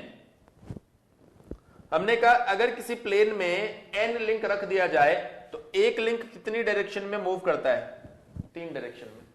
बोलो यस और नो। एक लिंक किसी प्लेन में 3 डिग्री ऑफ फ्रीडम रखेगा ना। सो अगर 2 लिंक होते तो 3 × 2, अगर n लिंक होते तो 3 × n। तो अगर आप n लिंक को किसी भी प्लेन में इंडिपेंडेंटली बिल्कुल फ्री छोड़ देंगे तो वो 3n डायमेंशंस में मूव कर सकते हैं। सो उनका डिग्री ऑफ फ्रीडम कितना हो जाएगा, 3n। लेकिन सिर्फ लिंक को किसी प्लेन पर रखने से तो मैकेनिज्म नहीं बनती ना। लेकिन सिर्फ लिंक को किसी प्लेन पर रखने से तो मैकेनिज्म नहीं बनती ना। मैकेनिज्म बनाने के लिए उनको आपस में कनेक्ट करना पड़ेगा ना। मैकेनिज्म बनाने के लिए उनको आपस में कनेक्ट करना पड़ेगा ना। अब कैसे कनेक्ट करेंगे जरा देखो, कैसे कनेक्ट करेंगे जरा देखो। ये आपके पास में एक लिंक है, हमने बोला इसका डिग्री ऑफ फ्रीडम बताओ। एक्स डायरेक्शन में ट्रांसलेट कर सकता है, वाई में ट्रांसलेट कर सकता है, और जेड के अबाउट रोटेट कर सकता है। जेड के अबाउट क्या कर सकता है, रोटेट कर सकता है। एक्स के अबाउट ट्रांसलेट कर सकता है, वाई के अबाउट ट्रांसलेट कर सकता है, और जेड के अबाउट रोटेट कर सकता है। अब समझिए आप इस बात को। अब मैं कनेक्ट करने के लिए यूज कर रहा हूं एक पिन। पिन मतलब हिंज जॉइंट।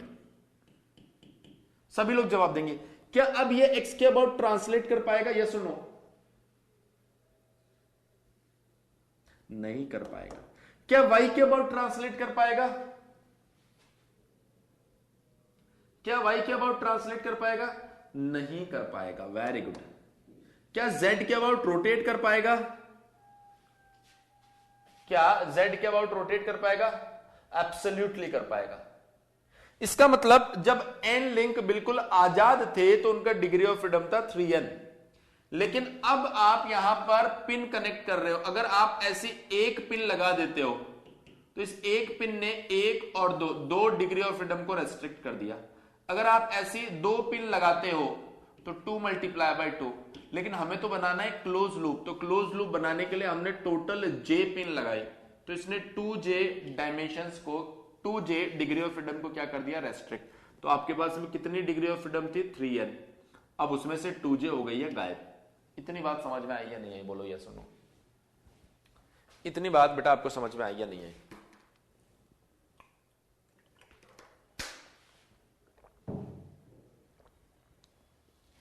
है ना।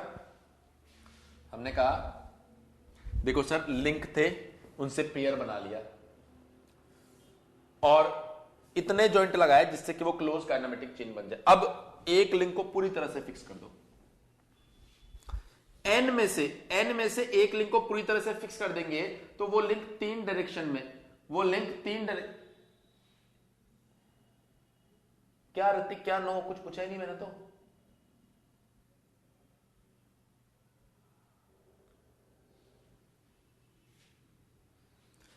अगर n लिंक आपके पास में है सो n लिंक में से अगर एक लिंक को पूरी तरह से फिक्स कर दिया जाएगा, एक लिंक को पूरी तरह से फिक्स कर दिया जाएगा, तो क्या वो लिंक किसी भी डायरेक्शन के अंदर मूव कर पाएगा?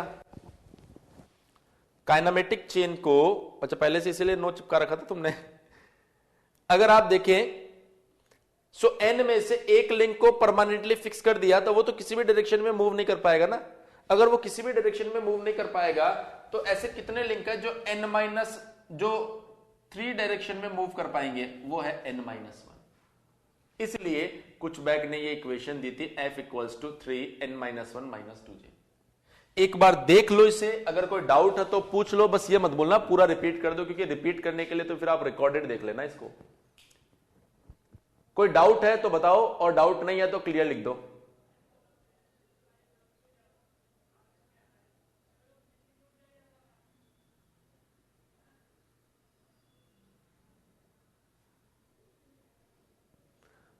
प्रिंस डाउट बता सकते हैं बेटा, पिछले 15-20 मिनट से जो चीज बताई है वो वापस थोड़े रिपीट करेंगे यार।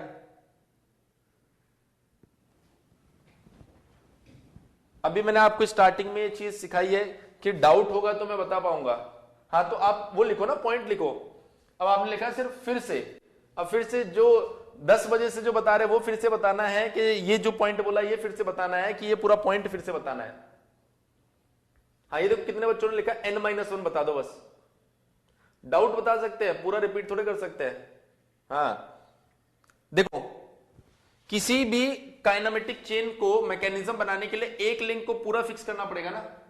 अगर किसी लिंक को फेविक्विक से मैंने चिपका दिया यहां पर, तो क्या ये एक्स डायरेक्शन में जा पाएगा? नहीं। वाई में जा पाएगा? नहीं। जेड में रोटेट कर पाएगा? नहीं। तो हमने यहां पर लिखा है कि एक लिंक 3 डायरेक्शन में मूव करता है तो एन लिंक 3n डायरेक्शन में मूव करेगा। सो हमने बोला इस n में से एक तो परमानेंट फिक्स हो गया, तो कितने बचे? n-1। तो n-1 3 डायरेक्शन में मूव कर पा रहे हैं, तो टोटल कितनी डायमेंशन हो पाएगी? 3n-1।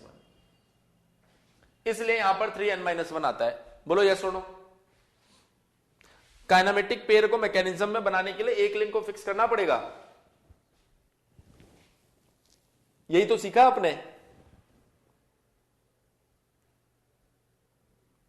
क्लियर है?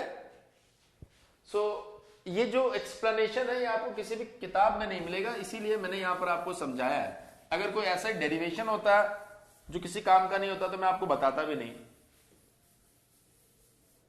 अब दूसरा क्वेश्चन ये आता है 2j किया है सर।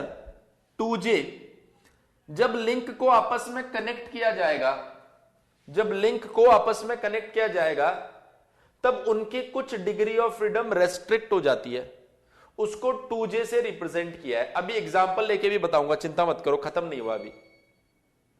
मान लो सबसे बेसिक एग्जांपल से शुरुआत करता हूं। श्रवण, आई थिंक ये श्रवण के लिए ही ले लेते हैं एग्जांपल, बाकी लोग भी समझिए। मान लो 3 लिंक आपके पास में, तीनों को कनेक्ट कर दो। सो हमने तीनों को पिन से कनेक्ट कर दिया, ये क्लोज लूप बन गया ना, ये क्लोज लूप बन गया श्रवण। अब इसमें एक लिंक को फिक्स करना पड़ेगा, ये देखो हमने फिक्स भी कर दिया। अब हम चाहते हैं इसका डिग्री ऑफ फ्रीडम बताना। कैसे बताएंगे? इस इक्वेशन की मदद से। इस इक्वेशन में n कौन है? नंबर ऑफ लिंक, जितने भी लिंक है वो सब n है। सर j कौन है? Number of binary joint. Binary joint का मतलब होता है बेटा एक ऐसा जॉइंट जहां पर 2 लिंक मिल रहे हो। देखो ये 2 लिंक मिल रहे हैं ना। j को और क्या बोला जा सकता है? Lower pair. अगर लोअर पेयर होता है ना तो उसको भी j में काउंट कर लेना। अगर सिंपल हिंज आता है उसको भी j में काउंट कर लेना। श्रवण लिख दिया, j क्या है? बोर्ड पर देखो। अब अगर हमें ये इक्वेशन अप्लाई करना है तो क्या करना पड़ेगा? इस इक्वेशन के लिए हमें नंबर ऑफ लिंक काउंट करने पड़ेंगे। सबसे पहले फिक्स को एक नंबर, ऑलवेज रिमेंबर जो फिक्स होगा वो हमेशा एक नंबर ही उससे लिखा जाएगा। ये दूसरा लिंक है लिंक नंबर 2, ये तीसरा लिंक है बेटा लिंक नंबर 3। सो हमने बोला सर इस क्वेश्चन में या इस एग्जांपल में टोटल 3 लिंक आ रहे हैं। ज्वाइंट की अगर मैं बात करूं तो ये होगा बेटा J1, ये होगा J2 और ये होगा J3। देखो 1 और 2 इस जगह पर मिल रहे हैं, इसलिए इसको बोला जाएगा बाइनरी जॉइंट J1। 2 और 3 इस जगह पर मिल रहे हैं, इसलिए इसको बोला जाएगा बाइनरी जॉइंट J2। 1 और 3 इस जगह पर मिल रहे हैं, इसलिए इसको बोला जाएगा binary joint J3। So total जो जॉइंट आ रहे हैं आपके पास में वो कितने आ रहे हैं? 3। एक बार सभी स्टूडेंट्स बोलेंगे क्लियर हुआ या नहीं हुआ? सभी स्टूडेंट्स बोलेंगे बेटा क्लियर हुआ या नहीं हुआ, है ना? Okay, very good, very good बेटा, वेरी गुड। सो आप बोल सकते हैं 3n - 1 - 2j। हमने यहां पर लिखा 3n की value 3 - 1 - 2 times of 3, so f equals to 0। So question ही आता है कि सर ये 0 क्या बता रहा है, f बराबर 0 क्या बता रहा है? देखिए f बराबर 0 का मतलब होता है कि अगर हम लोग इस सिस्टम में इनपुट देंगे, अगर हम लोग इस सिस्टम में इनपुट देंगे तो किसी तरह का कोई भी आउटपुट नहीं मिलेगा। मतलब there will be no relative motion present in this type of system. इस तरह के सिस्टम में किसी तरह का कोई भी रिलेटिव मोशन प्रेजेंट नहीं होता है। हमने कहा सर हम कैसे मान लें? भाई कुछ बैक जो है वो हमारे कौन से चाचा का लड़का है जो हम उसकी बात मान लें? हमें चेक करना पड़ेगा। हमने कहा कैसे चेक करें?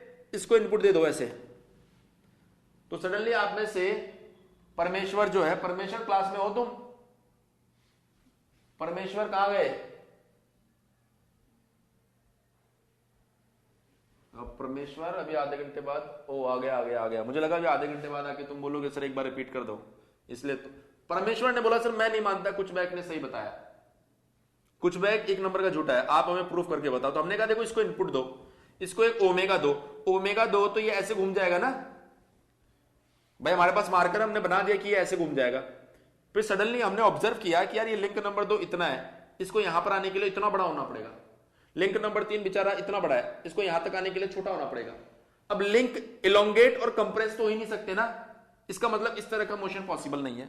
इसका मतलब क्या हुआ? इस तरह का मोशन पॉसिबल नहीं है। तो कुछ बैग जो बोल रहा था वो बिल्कुल सही बोल रहा है कि इसके अंदर रिलेटिव मोशन पॉसिबल नहीं है। सभी लोग बताएंगे समझे कि नहीं समझे। बेसिकली इसको बोला जाता है स्ट्रक्चर। इसको क्या बोला जाता है? स्ट्रक्चर। सो बेसिकली ये दो भाइयों के बीच की दीवार है। एक भाई है मैकेनिकल इंजीनियर और दूसरा भाई है सिविल इंजीनियर। ये जो दीवार है ना, इसको बोलते हैं स्ट्रक्चर। नहीं समझे ना? अभी समझ में आएगा, अभी समझ में आएगा, अभी समझ में आएगा कैसे दीवार है ये। जो मैकेनिकल इंजीनियर होता है, जो कि आप लोग हो, उसकी सोच क्या होती है? वो ये बोलता है कि सर अगर ये लिंक ऐसे मूव करेगा तो देखो यहां पर आउटपुट मिल जाएगा। जैसे आईसी इंजन में आप बोलते हो सर पिस्टन मूव करेगा तो क्रैंकशाफ्ट देखो रोटेट करने लग गई। मतलब वो चाहते हैं कि अगर इनपुट दो तो रिलेटिव मोशन मिले और आउटपुट भी आपको मिले। ऐसा कौन करता है? ये वाला भाई मैकेनिकल।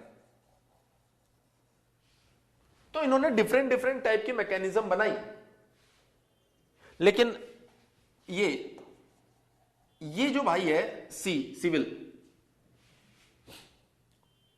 ये बोलते कि नहीं नहीं नहीं नहीं नहीं, रिलेटिव मोशन हमें बिल्कुल नहीं चाहिए।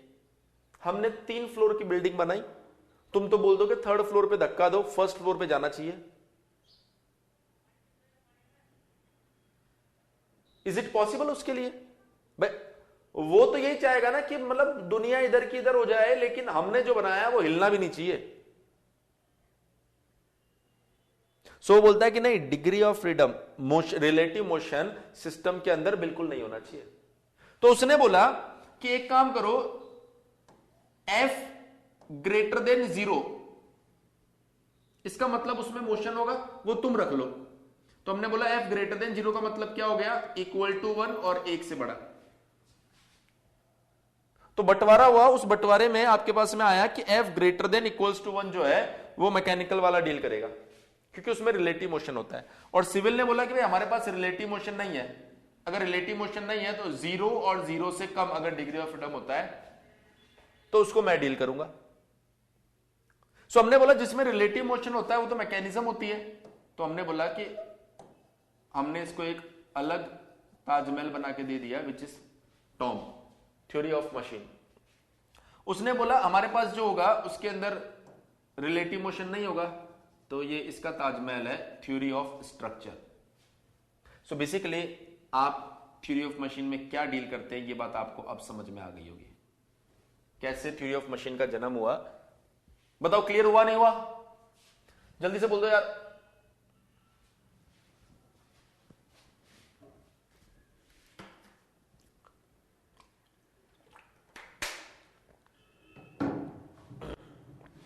अब देखो, सो ये बंटवारे को थोड़ा सा साइड में करते हैं और आगे बढ़ते हैं यहां से। सो हमने बोला केस नंबर 2, केस नंबर 2 हमने कहा डिग्री ऑफ फ्रीडम 0 से तो हमारा काम बना नहीं, तो अब क्या करें। तो फिर आपने बोला कि सर एक काम करते हैं, 4 लिंक लेकर देखते हैं क्या होता है। सो पहला लिंक, दूसरा लिंक, तीसरा लिंक, फोर्थ लिंक। अगर आप देखें तो यहां पर एक पिन है, यहां पर एक पिन है और यहां पर भी एक पिन है, और ये लोग एक पिन यहां पर भी लगा देते हैं। ये कर दिया हमने फिक्स। हमने कहा यार इसका डिग्री ऑफ फ्रीडम पता करते हैं, अब क्या होता है। सो ये 1 नंबर लिंक, ये 2 नंबर, ये 3 नंबर और ये 4 number. So number of link n equals to 4, number of link n equals to 4। Number of joint की बात करते हैं, सो j इक्वल्स टू, यहां देखिए ये एक बाइनरी जॉइंट है J1, ये भी एक बाइनरी जॉइंट है J2, और ये भी एक बाइनरी जॉइंट है J3, और ये भी एक बाइनरी जॉइंट है J4। आपने बोला सर फॉर्मूला लगाओ, f equals to 3n minus 1 minus 2j। So f equals to कितना आ गया, 9 माइनस 8 इक्वल्स टू 1। सो ये क्या बोल रहा है, 1 input, single input gives single output, single input gives single output. हमने कहा भाई हम कैसे मान लें, कुछ बैग सही बता रहे हैं। तो आपने बोला कि एक काम करो सर इसको इनपुट दो, आपने बोला एक काम करो इसको इनपुट दो। तो हमने कहा अगर इसको इनपुट देता हूं तो क्या होगा, इसको इनपुट दोगे तो ये जो पॉइंट है ये आगे जाएगा ना। अगर ये पॉइंट आगे गया, अगर ये पॉइंट आगे गया तो आप क्लियरली देख सकते हैं कि ये लिंक जो है ऐसा हो जाएगा। अगर ये लिंक ऐसा हो गया तो लिंक नंबर 3 ऐसा हो जाएगा ना, और लिंक नंबर 4 ऐसा हो जाएगा। मतलब ये वाला पॉइंट कुछ ऐसे मूव कर जाएगा। तो आपने बोला हां सर एक इनपुट दिया था तो एक आउटपुट हमें मिल गया। देखो एक इनपुट दिया था तो एक आउटपुट आपको मिल गया। इसका मतलब कुछ बैग्स तो अच्छा आदमी है, भला आदमी है, बिल्कुल सही बात है, बिल्कुल सही इंफॉर्मेशन दे रहा है। बोलो या सुनो, किसी भी तरह की कोई समस्या हो तो बताओ, किसी भी तरह की कोई समस्या हो तो बताओ। कोई समस्या होनी चाहिए नहीं आपको। फिर आपने बोला केस नंबर 3,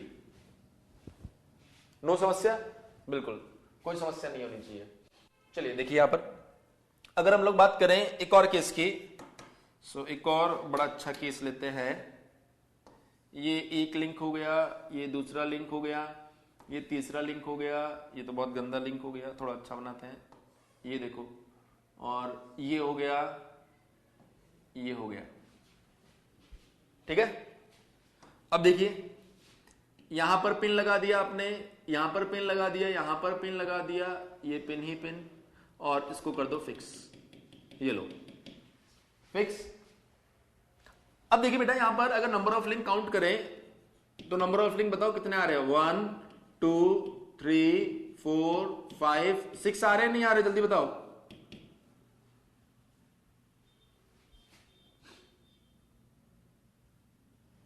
हाँ नहीं आ रहे, इसका मतलब सुन रहे हो, मुझे लगा ऐसे हाँ बोल देते हो। 1 और 2 कनेक्टेड है, ये एक बाइनरी जॉइंट होगा। 2 और 3 कनेक्टेड है, ये एक बाइनरी जॉइंट होगा। 3 और 4 कनेक्टेड है, ये एक बाइनरी जॉइंट होगा। 4 एंड 5 कनेक्टेड है, ये एक बाइनरी जॉइंट होगा। 1 एंड 5 कनेक्टेड है बेटा, ये एक बाइनरी जॉइंट होगा। टोटल नंबर ऑफ जॉइंट कितना हो गया, 5। So f equals to 3n minus 1 minus 2j equals to 2।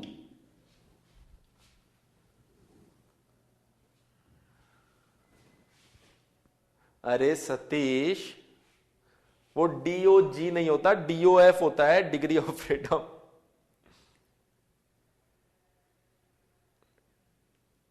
हाँ,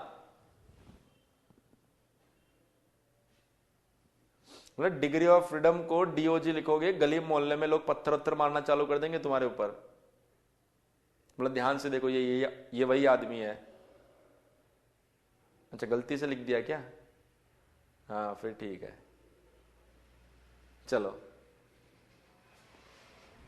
इधर देखो। सो डिग्री ऑफ फ्रीडम 2 आ गया।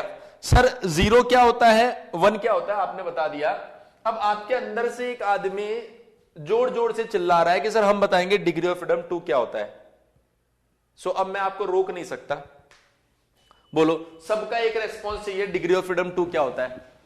मैं आपके कमेंट्स पढ़ रहा हूं, मैं स्क्रीन सेट गया, इसका मतलब ये मत सोच लेना मैं स्टूडियो से बाहर भाग गया हूं। बताओ कमेंट्स, क्या मैं बैठ के पढ़ता हूं तुम लोगों के? डिग्री ऑफ फ्रीडम 2 का क्या मतलब है? जो भी आपको लगता है सर डिग्री ऑफ फ्रीडम 2 का मतलब है हमारे एग्जाम में 2 नंबर आएंगे, डिग्री ऑफ फ्रीडम 2 का मतलब है ये कुछ बैग का दूसरा बेटा है, जो भी तुमको लगता हो, काम की बात बताना, लेकिन ऐसा मत बोलना नहीं पता। अभी रुको, मैं ये देखता हूं कौन कौन क्लास में बैठा है, सबका जवाब चाहिए मुझे। ये भी फैसिलिटी अवेलेबल है हमारे पास। एक तो ये मेल आईडी लिखी होती है तो मुझे पता और नहीं चलता नाम क्या है। अंकुश, सूरज, सीमा, अभी ओके, मधु, कुंदन, अरुण, अंशिका, श्रवण, गंगाराम, तपेश्वर, वैभव, परमेश्वर, रणधीर, आदित्य, ऋतिक, और ये कैसा नाम है यार, 20173111.ac.in। कौन हो भाई, नाम तो बता दो कम से कम।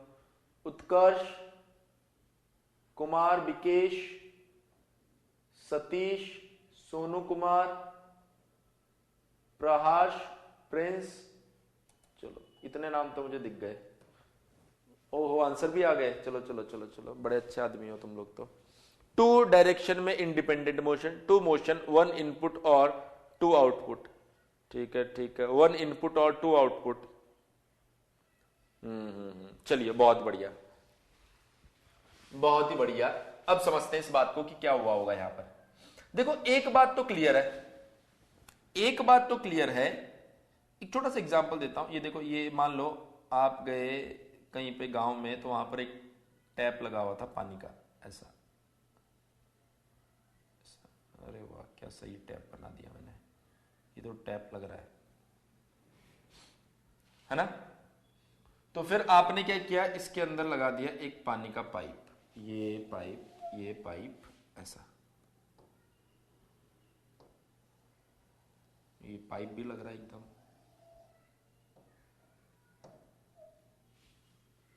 ठीक है। और इस पाइप में बहने लग गया पानी। ये देखो, पानी भी लेकर आ जाते हैं।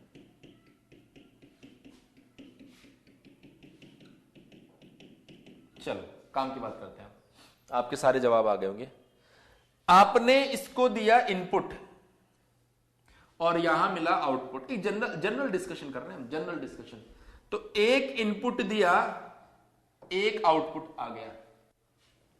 जस्ट इमेजिन, आप में से एक स्टूडेंट, उसने आके यहां पर लगा दिया एक छोटा सा कट, और छोटा सा कट लगाते ही बारिश ही बारिश। इधर भी पानी आ रहा है, इधर भी पानी आ रहा है। सो क्या ऐसा आपको ऐसा लगेगा कि ओ माय गॉड, यहां से भी पानी आने लग गया, मजा ही आ गया? क्या आपको ऐसा लगेगा?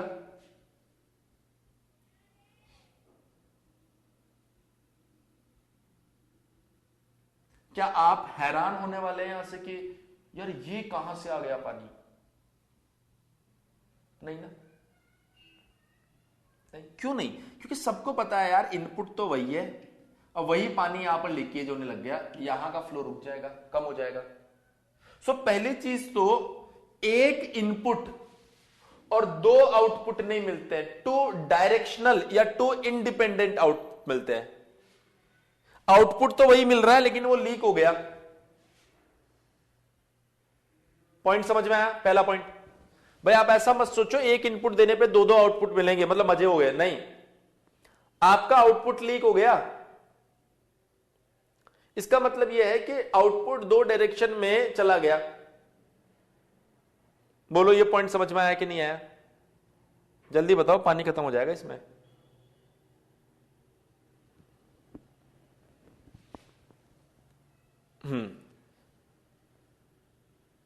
अब दूसरा पॉइंट सुनो, अब दूसरा पॉइंट सुनो। एग्जाम्पल कहां से? एग्जाम्पल के लिए एक आदमी रख रखा है मैंने, चिंता मत करो। अब दूसरा पॉइंट सुनो।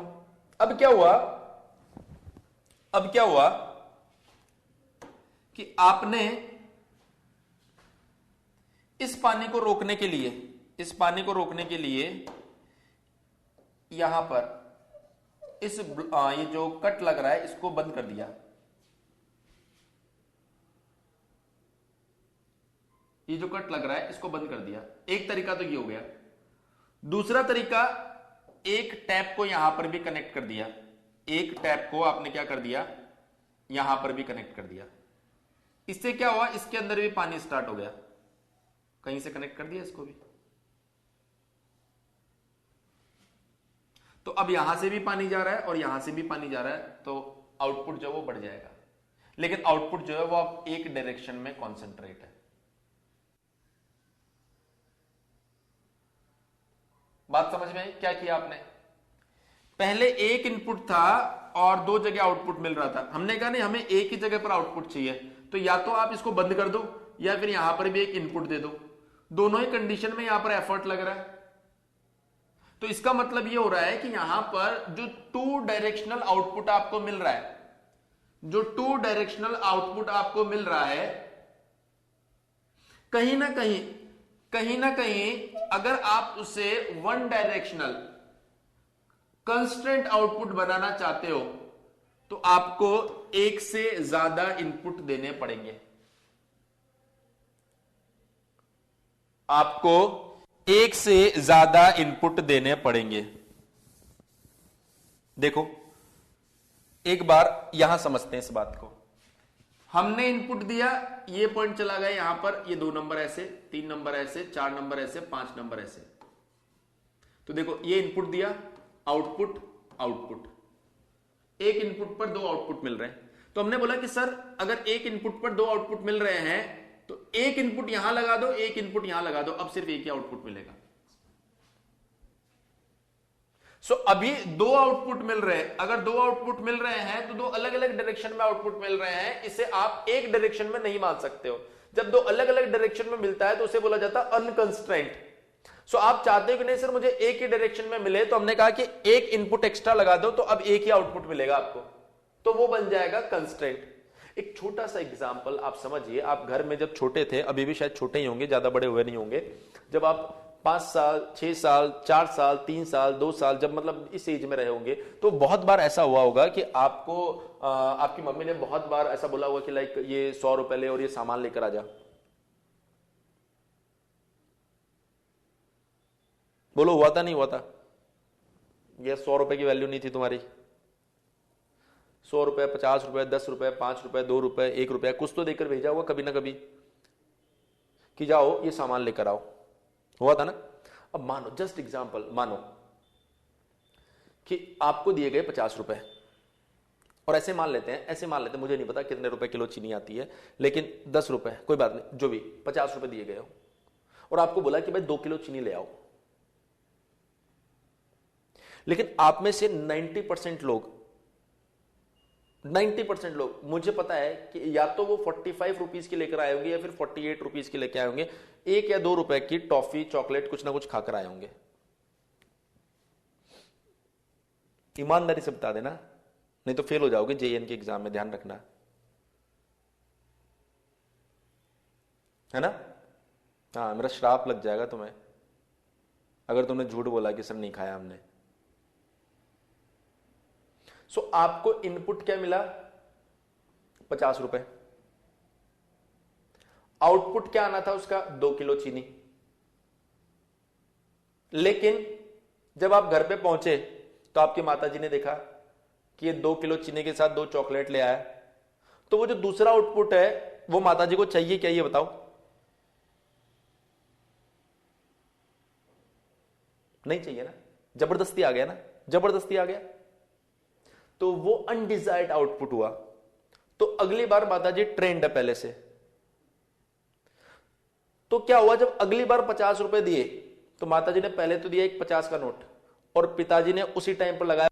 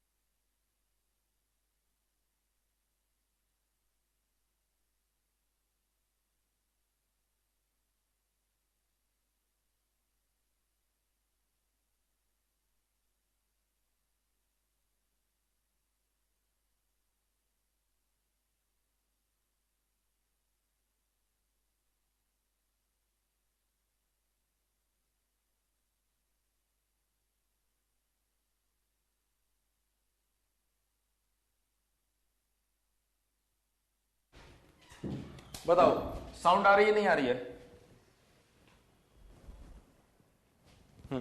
तो क्या हुआ कि जो अनडिजायर्ड आउटपुट आ रहा था उसके लिए, उसको रोकने के लिए आपकी माताजी ने क्या किया होगा, 50 रुपए के साथ में 2 थप्पड़ और लगाए होंगे। आपको नहीं लगाए होंगे, जस्ट ऐसे मान रहे हैं, ऐसे मान रहे हैं भाई 2 रुपए के लिए थप्पड़ कौन लगाएगा, लेकिन फिर भी ऐसे मान रहे हैं। और कहा होगा कि गलती से भी दूसरी चीज मत लेके आना। सो पहला इनपुट वो 50 रुपए, दूसरा इनपुट जो दिया जा रहा है उसका पर्पस देखिए। दूसरा इनपुट इसलिए नहीं दिया जा रहा ताकि आप जो डिजायर्ड आउटपुट है वो लेकर आओ। दूसरा इनपुट इसलिए दिया जा रहा है जिससे कि आप अनडिजायर्ड आउटपुट ना लेकर आओ। पॉइंट समझ में आया? एक इनपुट दिया, दूसरा जबरदस्ती आ गया आउटपुट।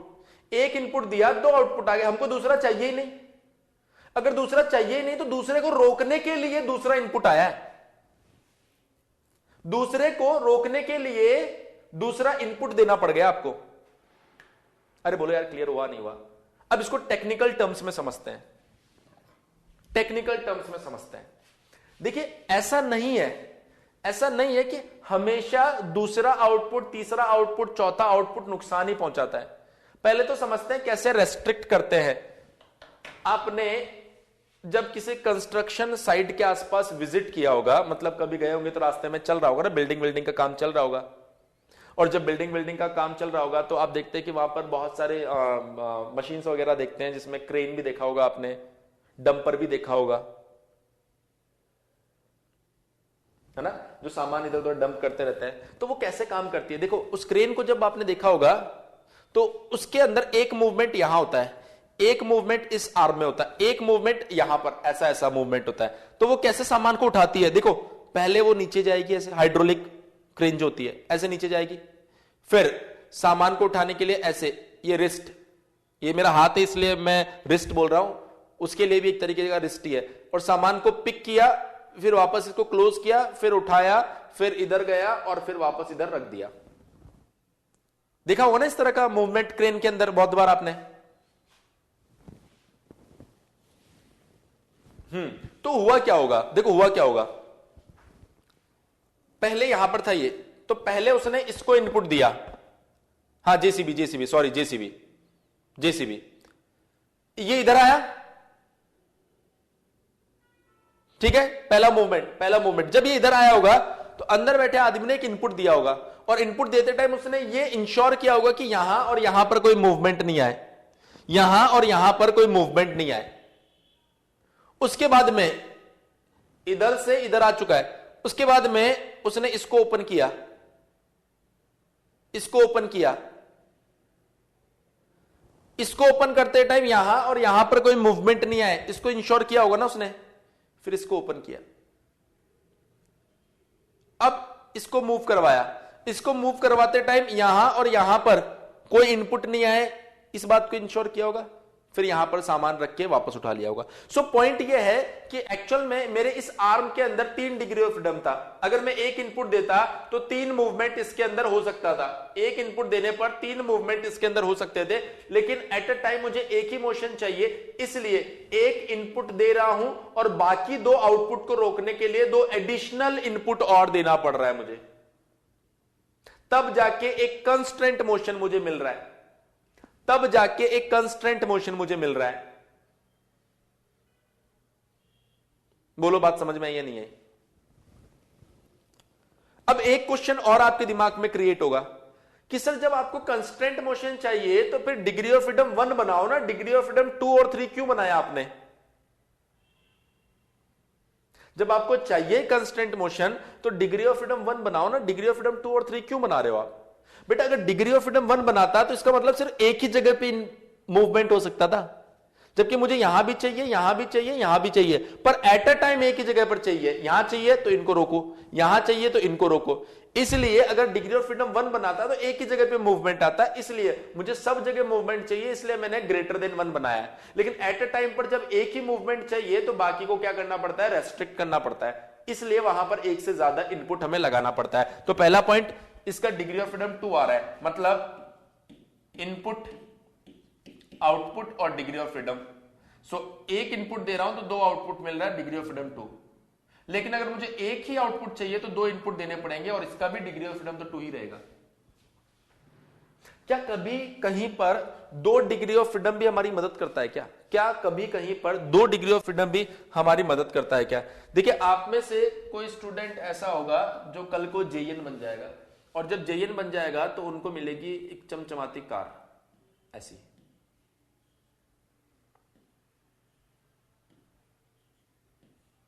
जिसमें 4 व्हील लगे होंगे, ठीक है, और यहां पर यह आपकी सीट, आप खुद बैठे हो।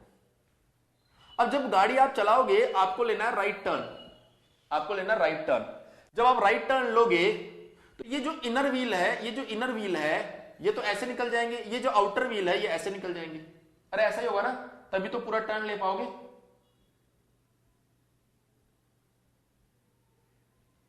अरे मेरे भोले मानुष, बताओ भाई। अच्छा हाँ, बिल्कुल सही बोल रहे हो, आ गया, यस दिखाई दे गया मुझे। सो क्या होता है, जो इनपुट आया वो तो एक ही है, लेकिन इसको छोटा आर कवर करना है, इसको बड़ा आर कवर करना है, इसको छोटा आर कवर करना है और इसको बड़ा आर कवर करना है। एक इनपुट पर अलग अलग स्पीड चाहिए एक ही टाइम पर, तो यहां हम लगा देते हैं एक डिफरेंशियल। वो डिफरेंशियल क्या करता है, इनर व्हील की स्पीड को थोड़ी सी कम कर देता है और आउटर व्हील की स्पीड को बढ़ा देता है। सो एक इनपुट से 2 अलग अलग आउटपुट आपको मिल जाते हैं और ये टर्न आप सक्सेसफुली ले पाते हो।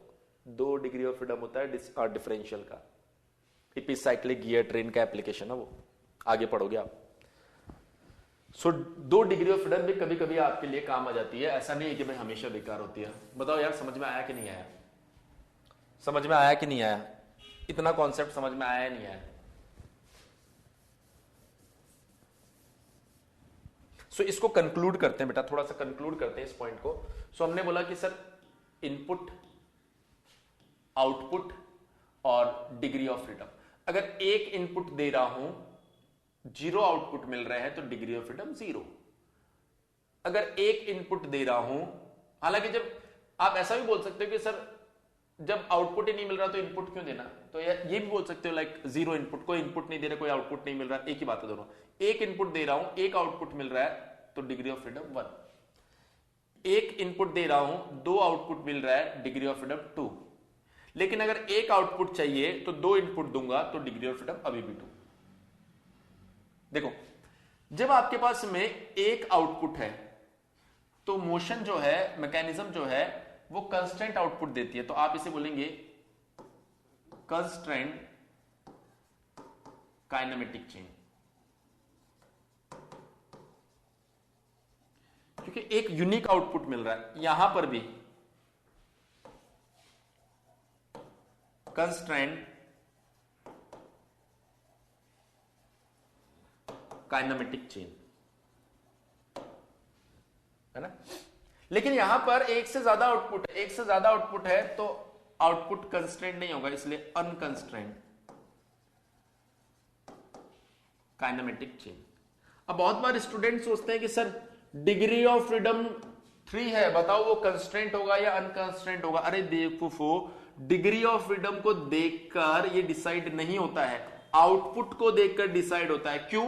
क्योंकि डिग्री ऑफ फ्रीडम 2 है तो अनकंस्ट्रेंट, डिग्री ऑफ फ्रीडम 2 है तो कंस्ट्रेंट भी हो सकता है। डिग्री ऑफ फ्रीडम ये बताती है, degree of freedom my dear student ये बताती है कि कितने इनपुट दिए जाए जिससे कि आपको कंस्ट्रेंट आउटपुट मिले।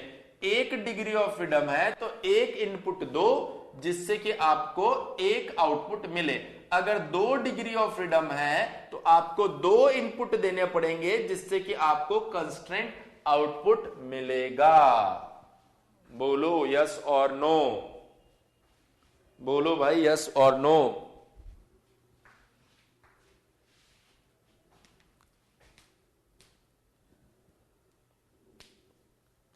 बात समझ में आई कि नहीं आई? सो डिग्री ऑफ फ्रीडम 0 क्या होता है, डिग्री ऑफ फ्रीडम 1 क्या होता है, डिग्री ऑफ फ्रीडम 2 क्या होता है, मैंने आपको अनकंस्ट्रेंट के लिए बताओ, अनकंस्ट्रेंट के लिए क्या,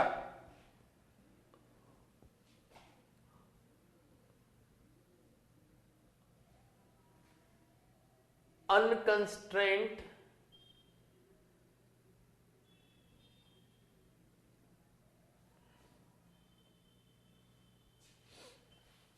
अंशिका, अनकंस्ट्रेंट का एग्जाम्पल ये रहा ना आपके सामने ही तो है।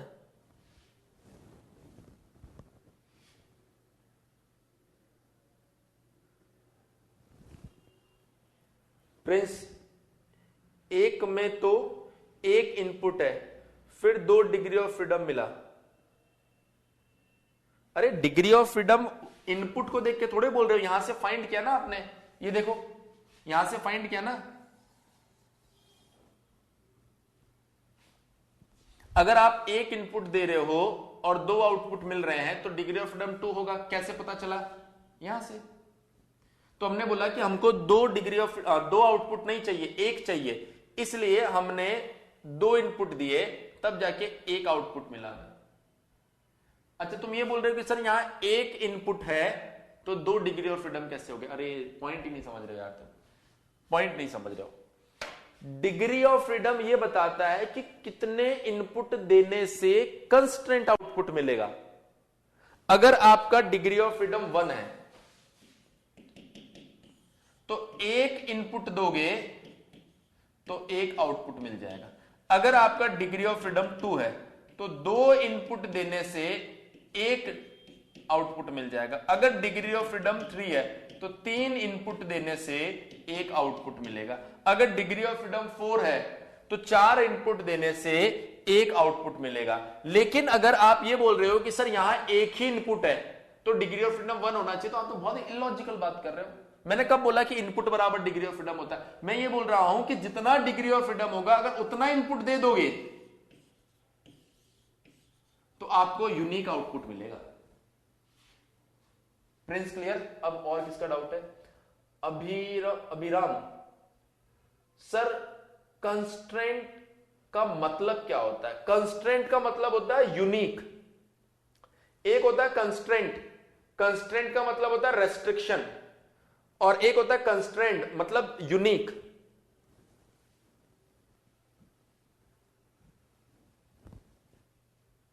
आप बोल सकते हो बाउंडेड, जैसे आप बोल रहे हो कंस्ट्रेंट काइनेमेटिक चेन, मतलब ये काइनेमेटिक चेन जो है ना, ये सिर्फ और सिर्फ एक यूनिक डायरेक्शन में आउटपुट देगी या फिर बाकी सब डायरेक्शन से बाउंडेड है, रेस्ट्रिक्टेड है। और कोई समस्या तो बताओ, और कोई डाउट है तो बताओ। नो प्रॉब्लम, क्लियर, नो समस्या। ठीक है, एक क्वेश्चन दे रहा था मैं, इसको होमवर्क में आप कर लेना पहले, फिर स्क्रीनशॉट दिला देता हूं।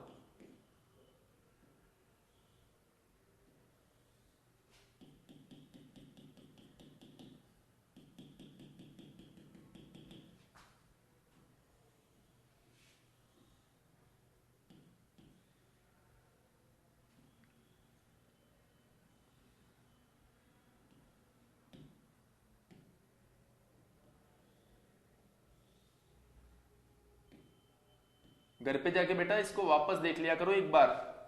अभी तो एक आध क्लास ही चल रही होगी ना आपकी, ज्यादा क्लासें थोड़ी चल रही होगी। तो जब रिकॉर्डेड क्लास आए तो उसको एक बार और सुना करो, क्योंकि अभी आपको 90% तक चीजें क्लियर हो जाएगी, 10% जो रहती है ना वो दोबारा देखते ही क्लियर हो जाएगी।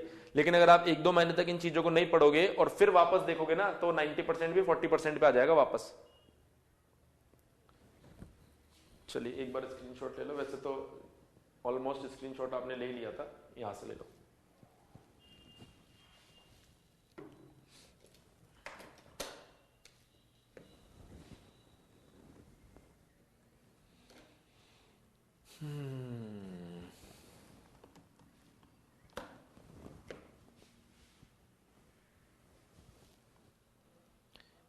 अरे एक से तो दे दिया था ना यार स्क्रीनशॉट, सतीश तुम भी मजे ले रहे हो यार। बीच में जब स्क्रीनशॉट दिया तो तुमने लिया नहीं था। अब बताओ, तुम एक से स्क्रीनशॉट ले गए, बाकी बच्चे क्या करेंगे तब तक?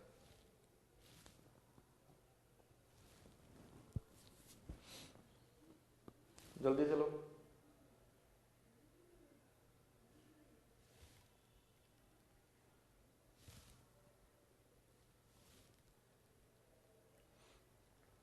अरे समझ रहे हो, थ्योरी ऑफ मशीन मजा आ रहा है?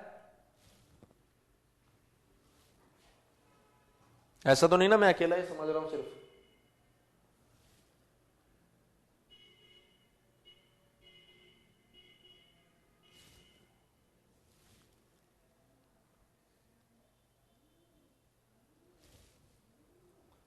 चर्चा कल करेंगे सूरज इसके ऊपर।